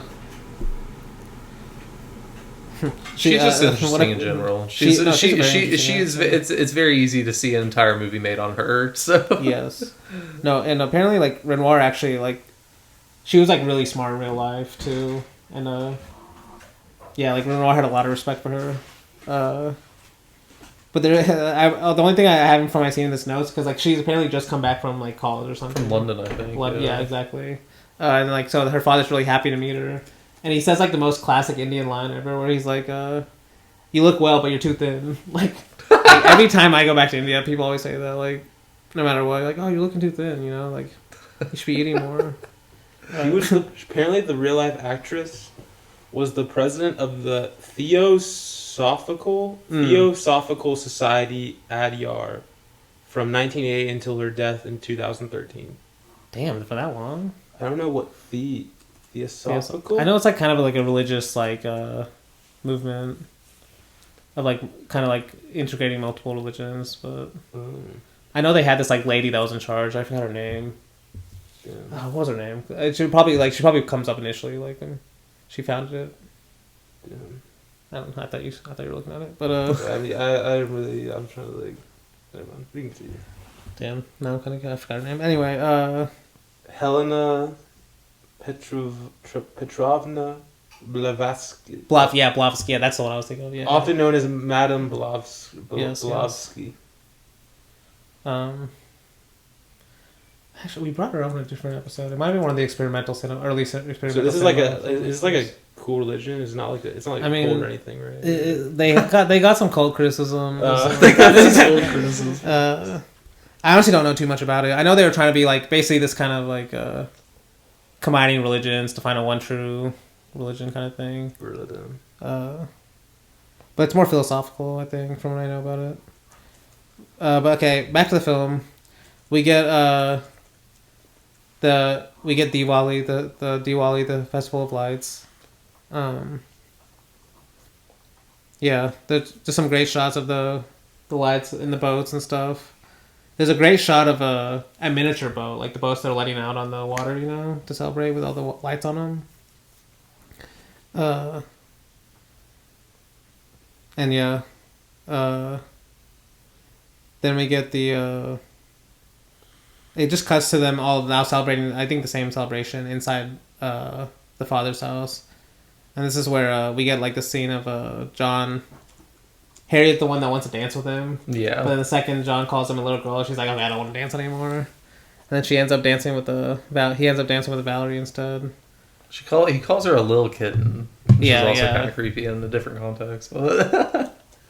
Okay. Yeah. I'm just saying this guy's got some creepy vibes. I don't think he meant this one creepy. If it was taken a different way. I think it's more just showing like she sees himself like as like a real person. No, like, yes, and he just like sees her as a little kid, obviously. But then there's a kind of great moment where like the music just shuts off and he just like walks out. Like she's like, "Let me go turn the music down so we keep dancing," and then he just walks out in the middle of it. And I think it's actually when we learn like he goes in this next room and they're all just watching him and the Harry's watching the background and we realize like he needs to sit down because his like leg is hurting. Yeah. And that's when Valerie comes in. They start talking while Harry is spying on him. And that scene ends with I think they end up Valerie ends up smoking for the first time. Basically, we're kind of seeing these like little moments of like growing up, you know. Yeah. Seen through the eyes of different characters. Then we I have the next, at least the next big scene is when Harry and Melanie are talking. They're talking about their kind of versions of love. And Harry is like, "I want to be loved by hundreds of men." And then Melanie says, "One person's love is enough for one person." And that's when they're kind of also talking about how I guess it is true. Does Melanie want to marry this other Indian guy? Like it's kind of like ambiguous. You know? I think it's definitely ambiguous. I don't know. I never get a clear read on her. Yeah, exactly. Because she keeps on saying that's basically the right thing for her to do, technically based on station and everything, and to give back to her father, who she loves a lot. But because like during the scene saying that makes me think that she doesn't want to marry him. But. Yeah, it's hard to tell because like during that scene she seems excited because he's like he's come to visit you and she's like, "Do you want me to see him, Father?" And he's like, "It's up to you" or something. No, he's like, "I'm trying to be a practical man. I put you nowhere." And she says, "Suppose I'd like to be nowhere." And then all of a sudden she's like, "No, I don't want to see him today." And then Harriet asks, "Would you rather marry an American?" And she's like, "I don't understand them at all." So it's like she still never gives a clear answer of like, does she actually want to marry this guy? The only reason I say maybe is because of Harriet's story is the closest that we get to that. Yeah. So she tells that her story of Harriet of the Krishna, the Krishna story. This guy's a woodcutter named Anil. He's like, yeah, that story basically. That's the closest maybe we got. Then we get a scene of. This one's kind of funny. The mother's kind of mean to her in this one. The mother is hilarious in this scene, dude. She's like, "Mother, am I beautiful?" And you have an interesting face. Yeah. They give an interesting little face, full of character. She does say, if any of y'all say this to me, I'm like, I'm actually like not your friend anymore. Funny, I mean, to be fair, a face full of character, like especially in films, that's what I want to see. Like, I'm tired of fucking seeing these like beautiful Botox people. You know. Fair.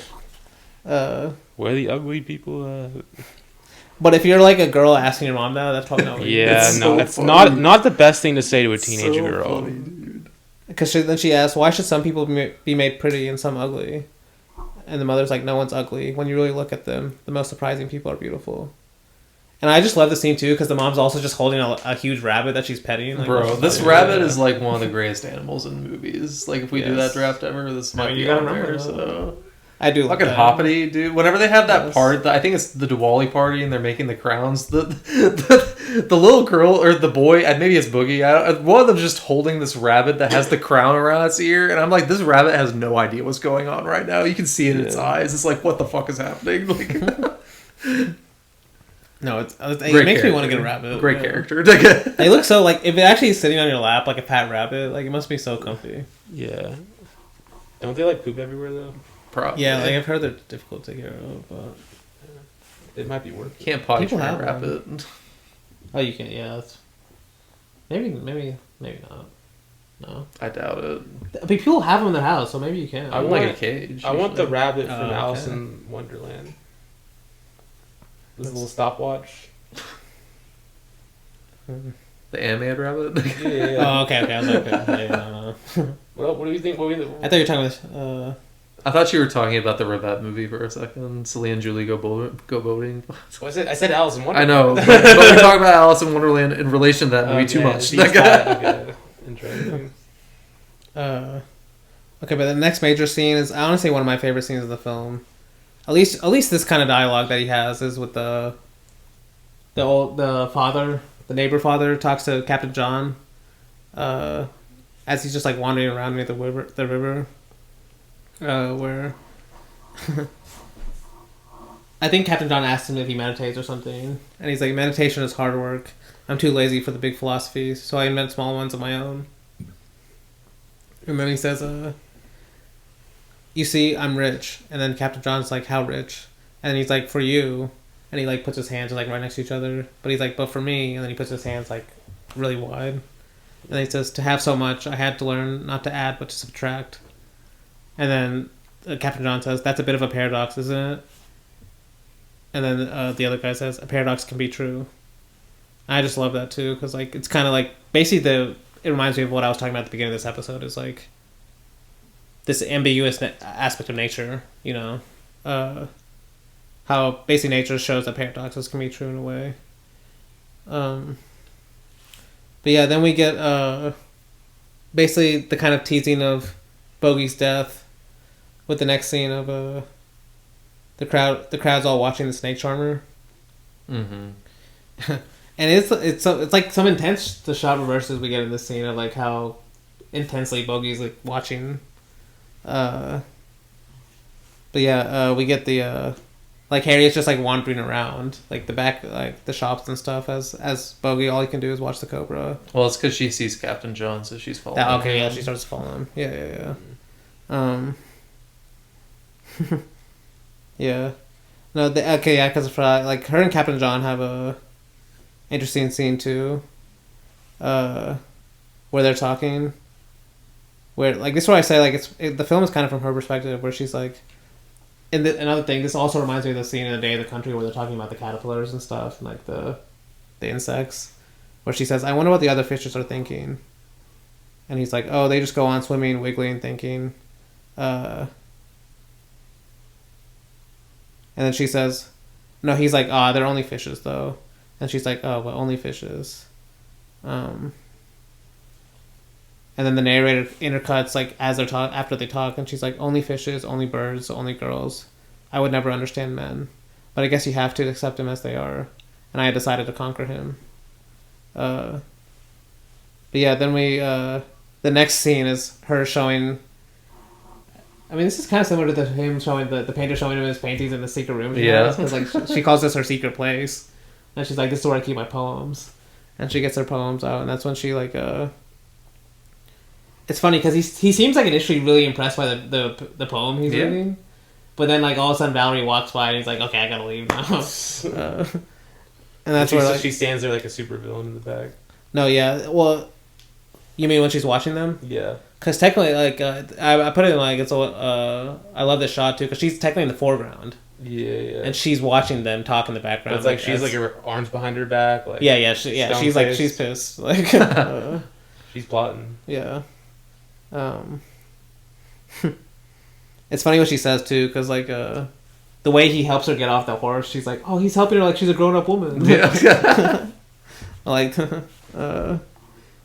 no, and then this is like honestly, this is an amazing shot too. Like the next shot it cuts to is that huge wide shot at it's just a huge wide shot with a huge tree, and then we see the colors of the dresses of both Harriet and Valerie as they're running, as they're on the swing, and like they look tiny, but just like a great use of color, like this, like just a little red, a little blue for each of them, with this like huge fucking tree.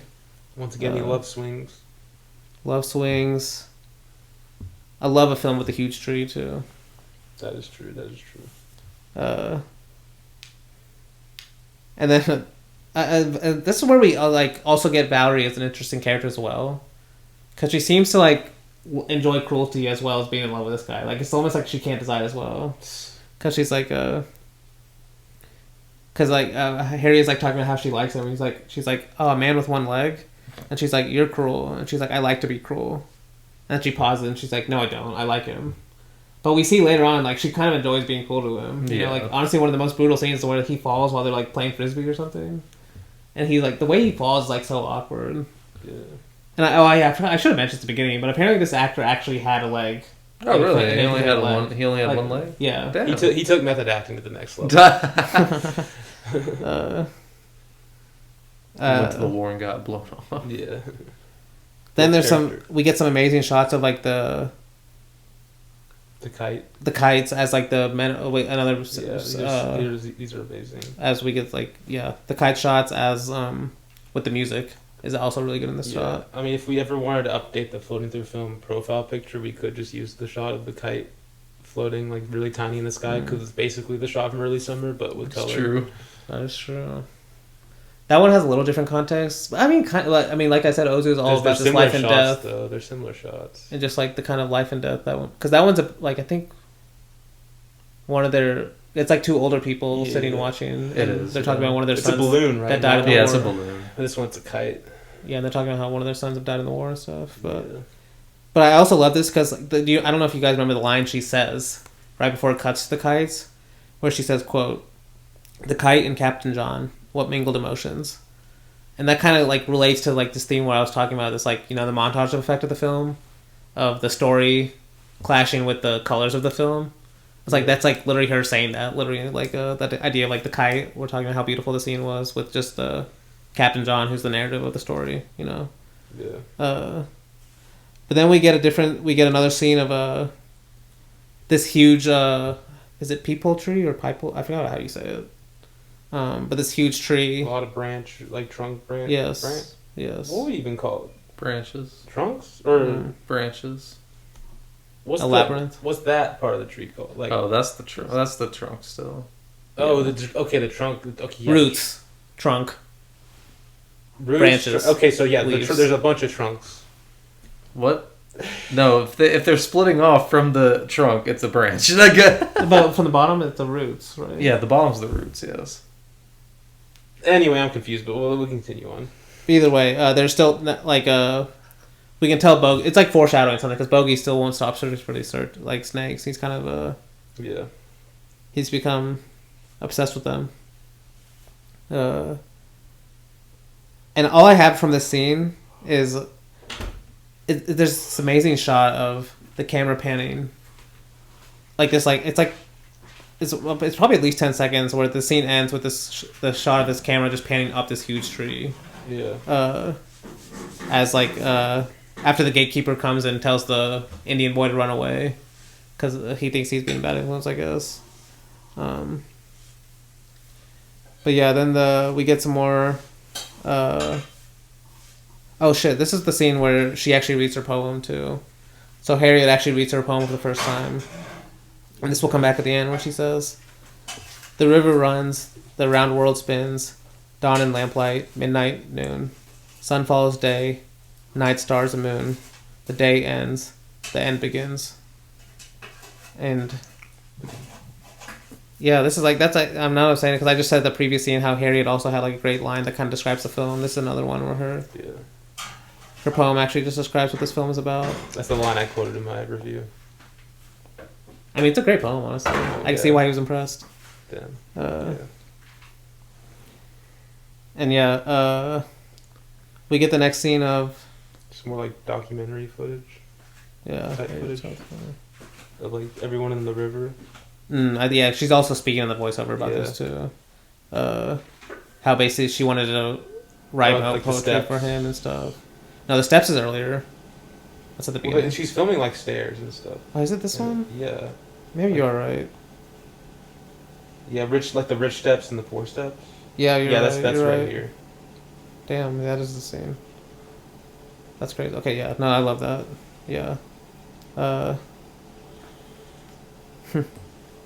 Yeah, because I wrote down the end of it. Now I'm thinking about it. She says, "quote I want to tell about the endless, humble daily chores, about the skillful movements of the men, and they're afraid of floating huts, about the hurried flights of birds, and the slow movements of the boats, and the slow life on them, the new steps and the age-old steps, slender steps and steps leading to temples."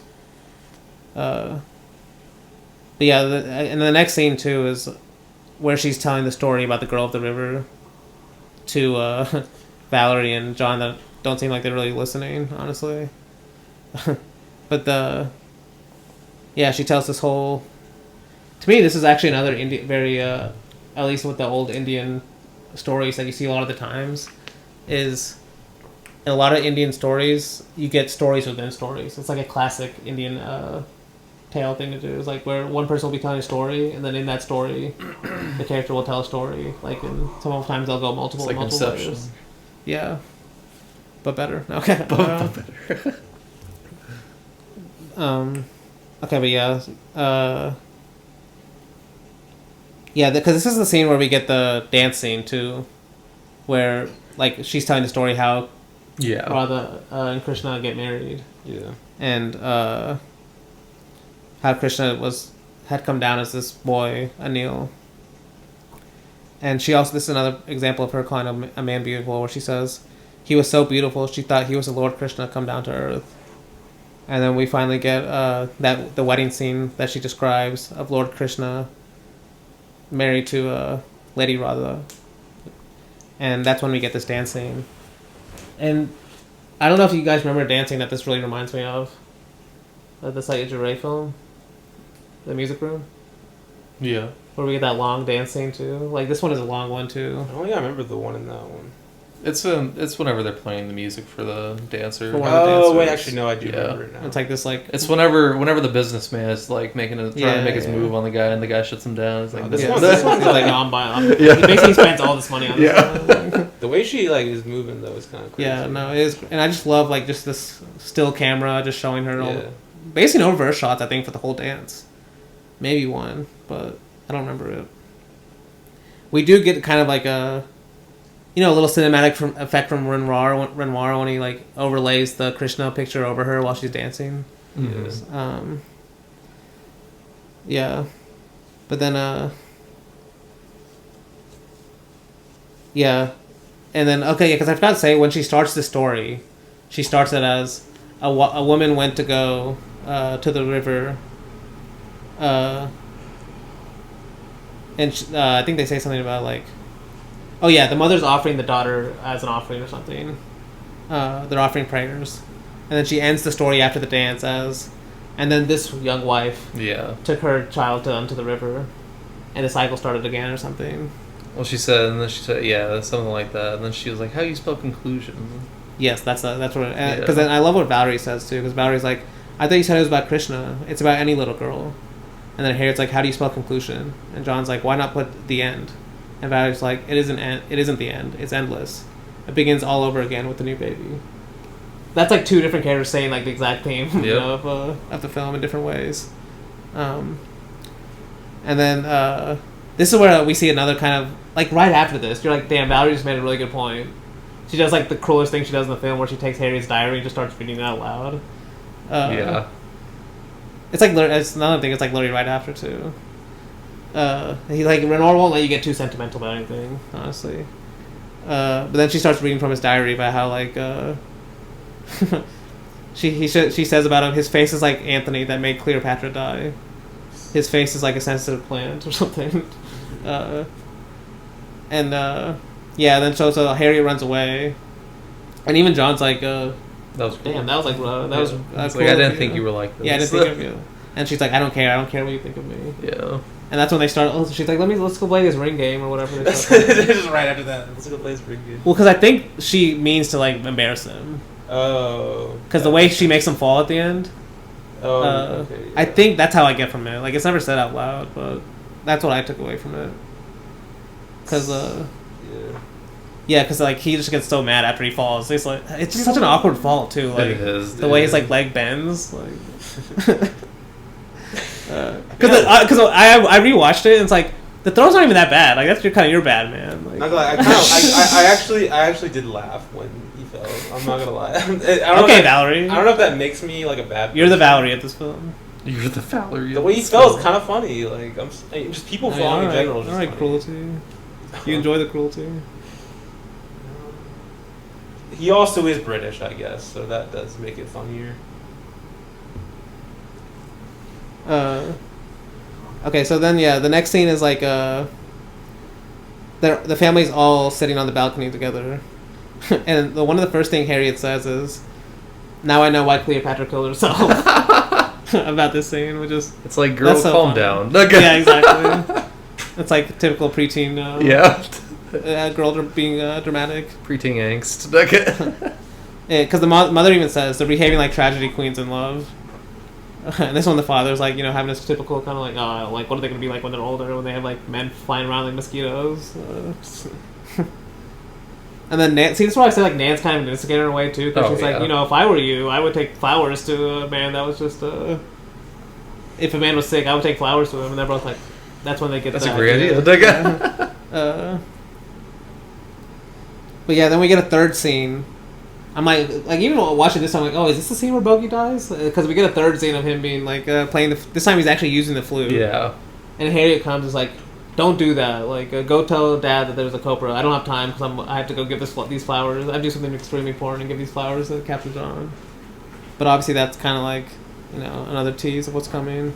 Yes. And in a way, try to put at least like put some blame on her too. Like, it's kind of a, like a more like, this makes it less sentimental. Like it is in a way like she has to deal with this kind of blame.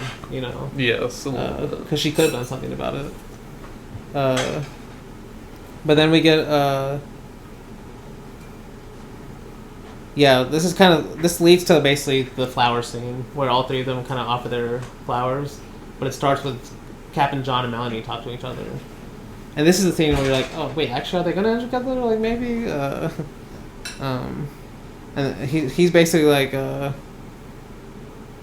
she kind of makes a joke, but she makes it really serious too, which is kind of funny. Where he says, "It's the same story everywhere I go.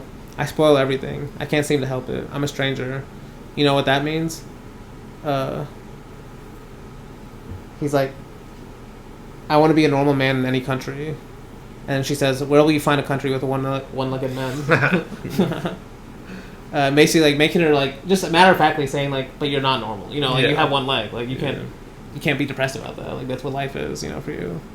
And then she kind of runs off after she says she dislikes herself. And this is the scene where she's got a kind of like, I don't know if you remember during the Ozu episode where I talked about how Setsuko Haruka kind of plays like the mysterious woman in Ozu's films. Yeah. She's kind of that kind of vibe to her. Like, no, you can't get exactly what she's thinking. Like, does she want to marry this guy? Does she not? Like, does she doing it for her father? Is she not? Is it for more or less? You know what I mean? Like, she also seems like when I was the Setsuko Haruka character, like she would be okay with living with her father. For the rest of her life. Yeah, exactly. Yeah. And the father's the one that wants her to get married. But yeah, then we get this is probably maybe my favorite shot in the film.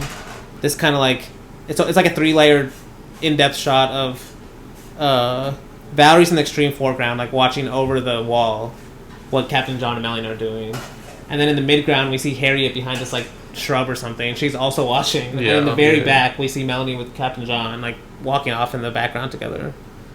And it's all just a single shot. They're all like wearing different colors. Yeah. It's kind of insane how beautiful it is. And then I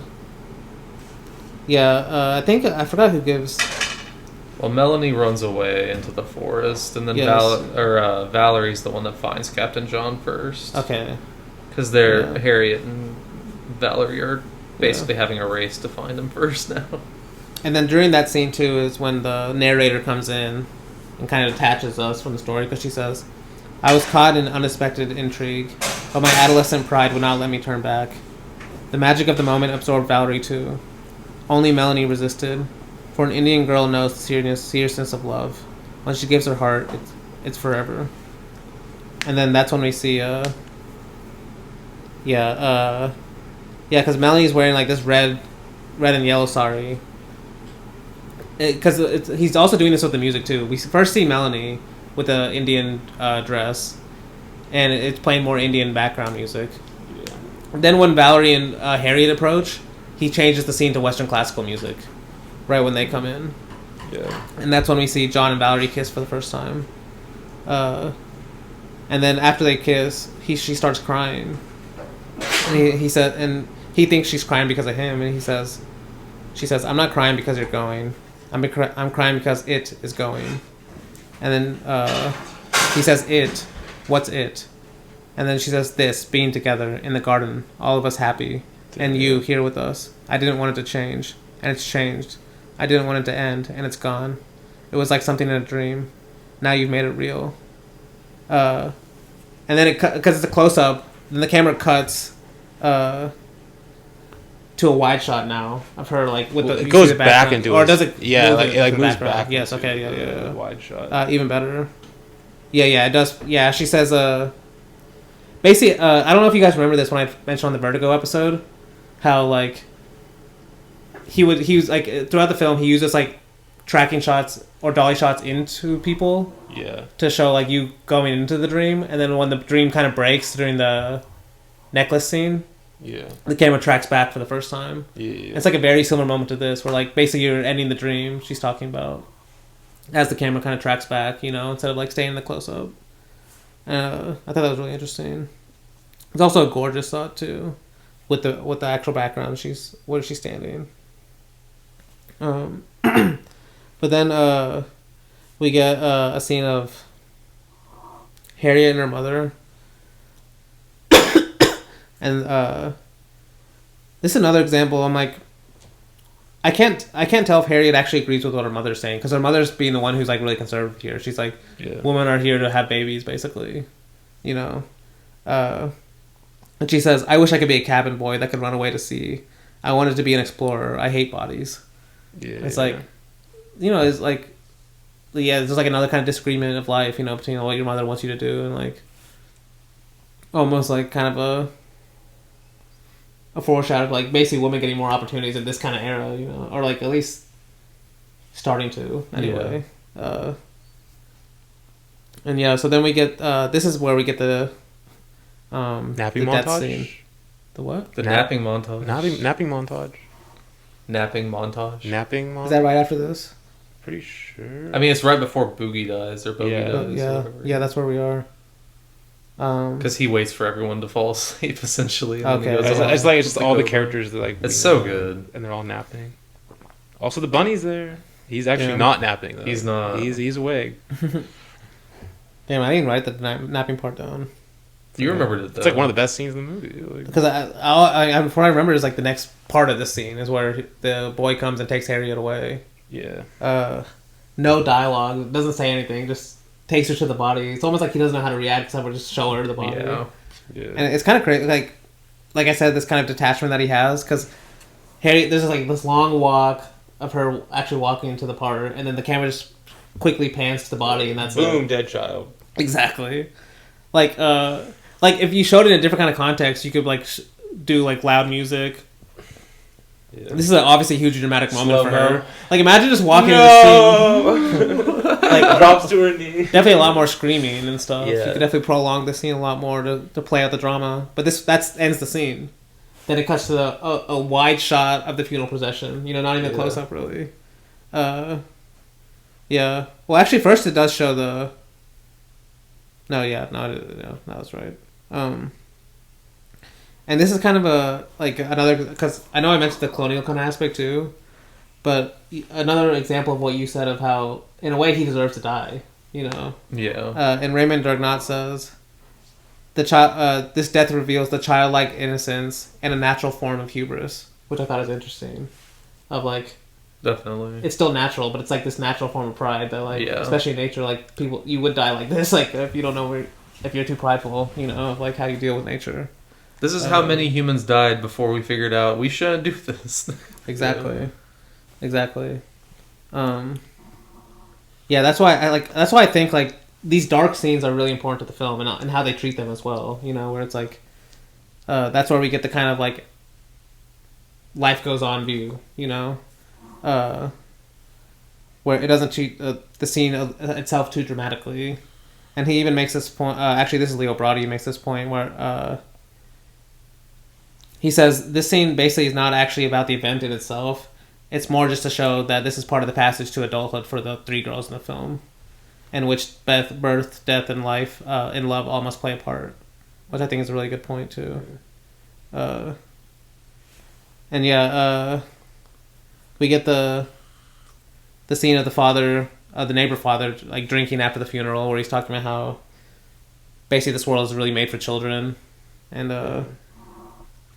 let me just read the quote. He says, "And the world is for children, the real world. They climb trees and roll in the grass. They're close to the ants and as free as the birds. They're like animals. They're not ashamed. They know what is important. A mouse is born or a leaf drops in a pond. If the world could be made of children."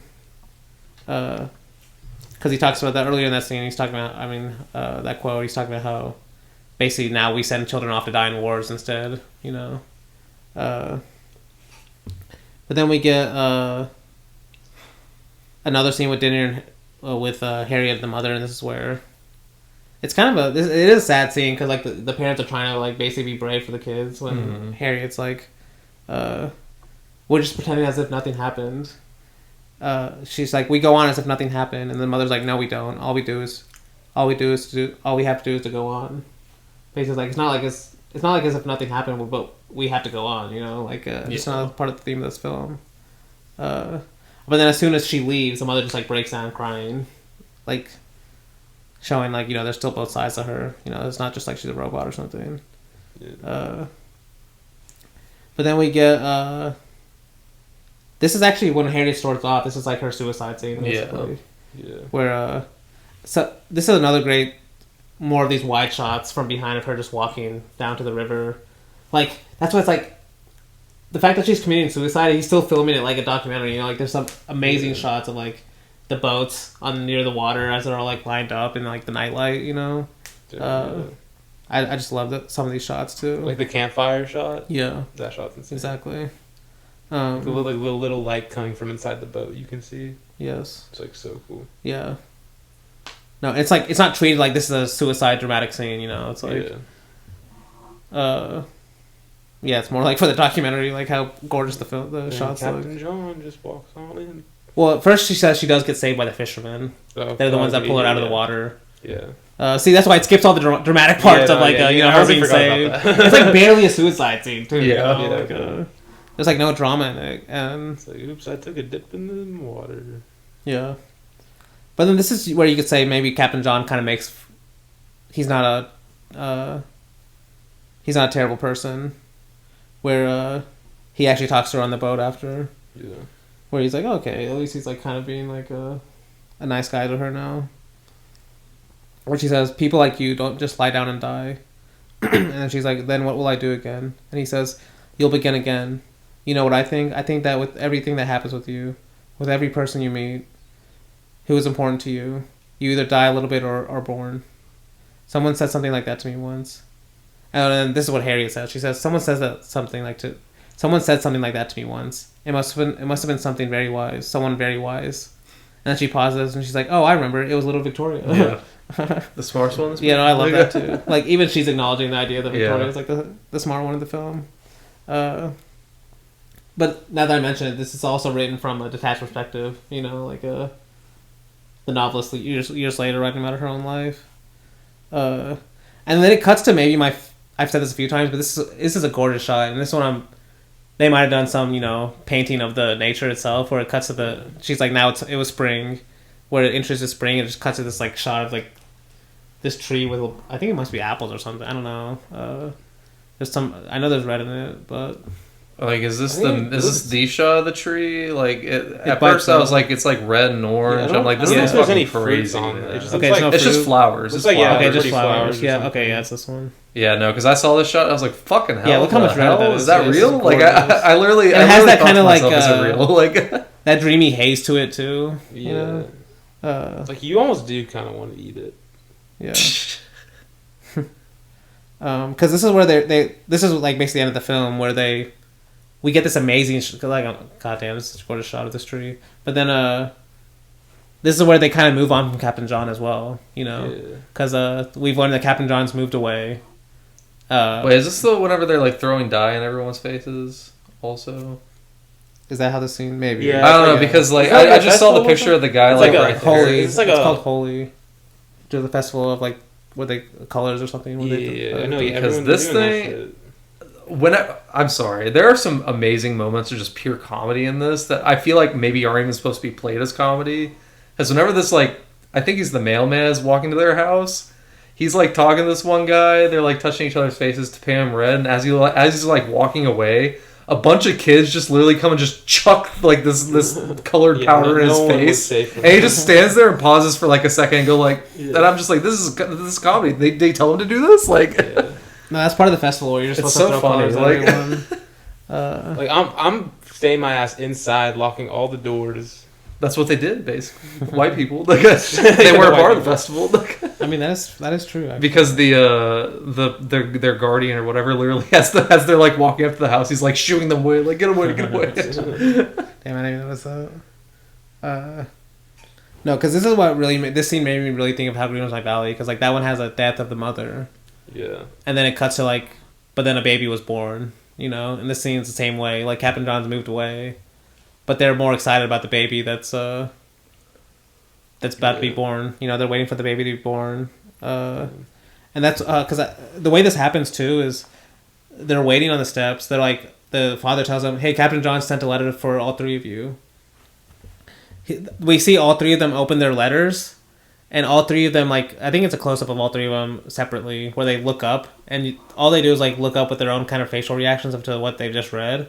But he never tells us what they've read or what they're thinking. Yeah. And then after all three of them pull up, immediately Nan comes in. She's like, "The baby's been born," and all three of them just throw their letters. Yeah. And like go to like basically move on. You know, like basically how life moves on. Even like this was the thing they were obsessed with the whole film, and now they've just moved on. You know. Yeah. And then after the baby's been born, all three of them are just standing on the balcony. Yeah. With the background behind them. And then the conversation goes, I think this is Harriet, where she says, 10 minutes ago, she wasn't born. And tomorrow we'll be used to her. And yesterday, and then, I think this is Melanie who says, Valerie says, bother yesterday. And then Melanie says, this is today. And Harriet says, and today, here's the baby. The baby with us, the big river, the whole world, and everything. And then as she's saying that, the camera just like tracks over them too as she says that. Do you remember a movie that we did on this podcast that also ends very similarly? I feel like you're gonna kick yourself specifically. Wait, what's the director? Damn, I'm usually the one who does this. So, what director? I can't. I think it'd give it away. Of the over the water? No, it's not over the water, but it's just panning up to a specific like life moving on. Essentially, you're gonna kick yourself, Dany, if you don't get it. Because we talked about on the podcast the specific scene. Well, director. I feel like it'd give it away. It's Japanese, I'll tell you that. Oh, is it? No.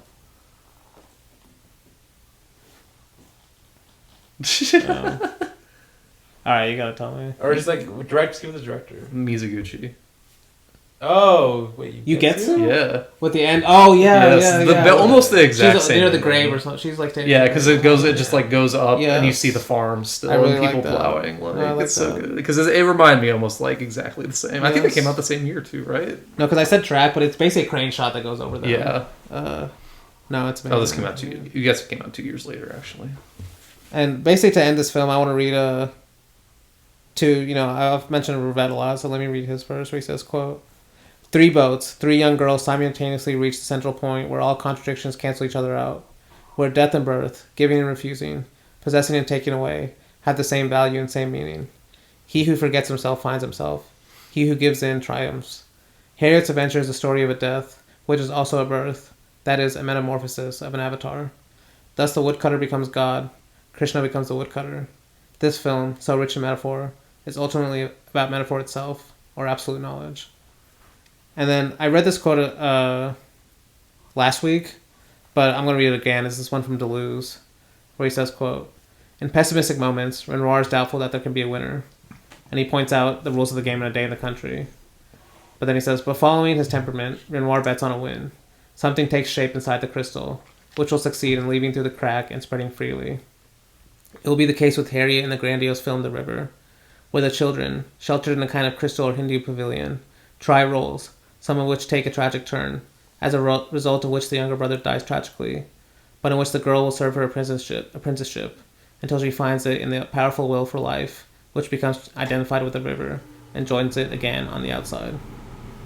And I just love that, because I think that line, the powerful will for life, identified with the river, is like, I think the main reason why I love this film, like how life yeah, basically how life in a way is like with nature, but also something you fight against nature with at the same time, you know. And so yeah, that's The River, a great colorful movie. That's also sad, but yeah. Next week I said we're doing The Golden Coach and French Cancan. Yeah, that you thought this episode was long. Yeah, I don't know. That episode's gonna be insane. No, I'll keep it short. I'll be efficient next week. We'll see. Why are you lying? Okay, but yeah, that's next week. I'm excited to do that. But until then, hope to see you floating through the clouds.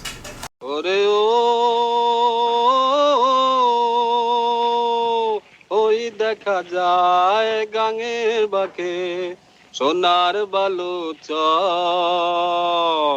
যেথায় বসে দিনের আলোয় চকাচকির ঘর রে চকাচকির ঘর সাঁঝ সকালে দুয়ার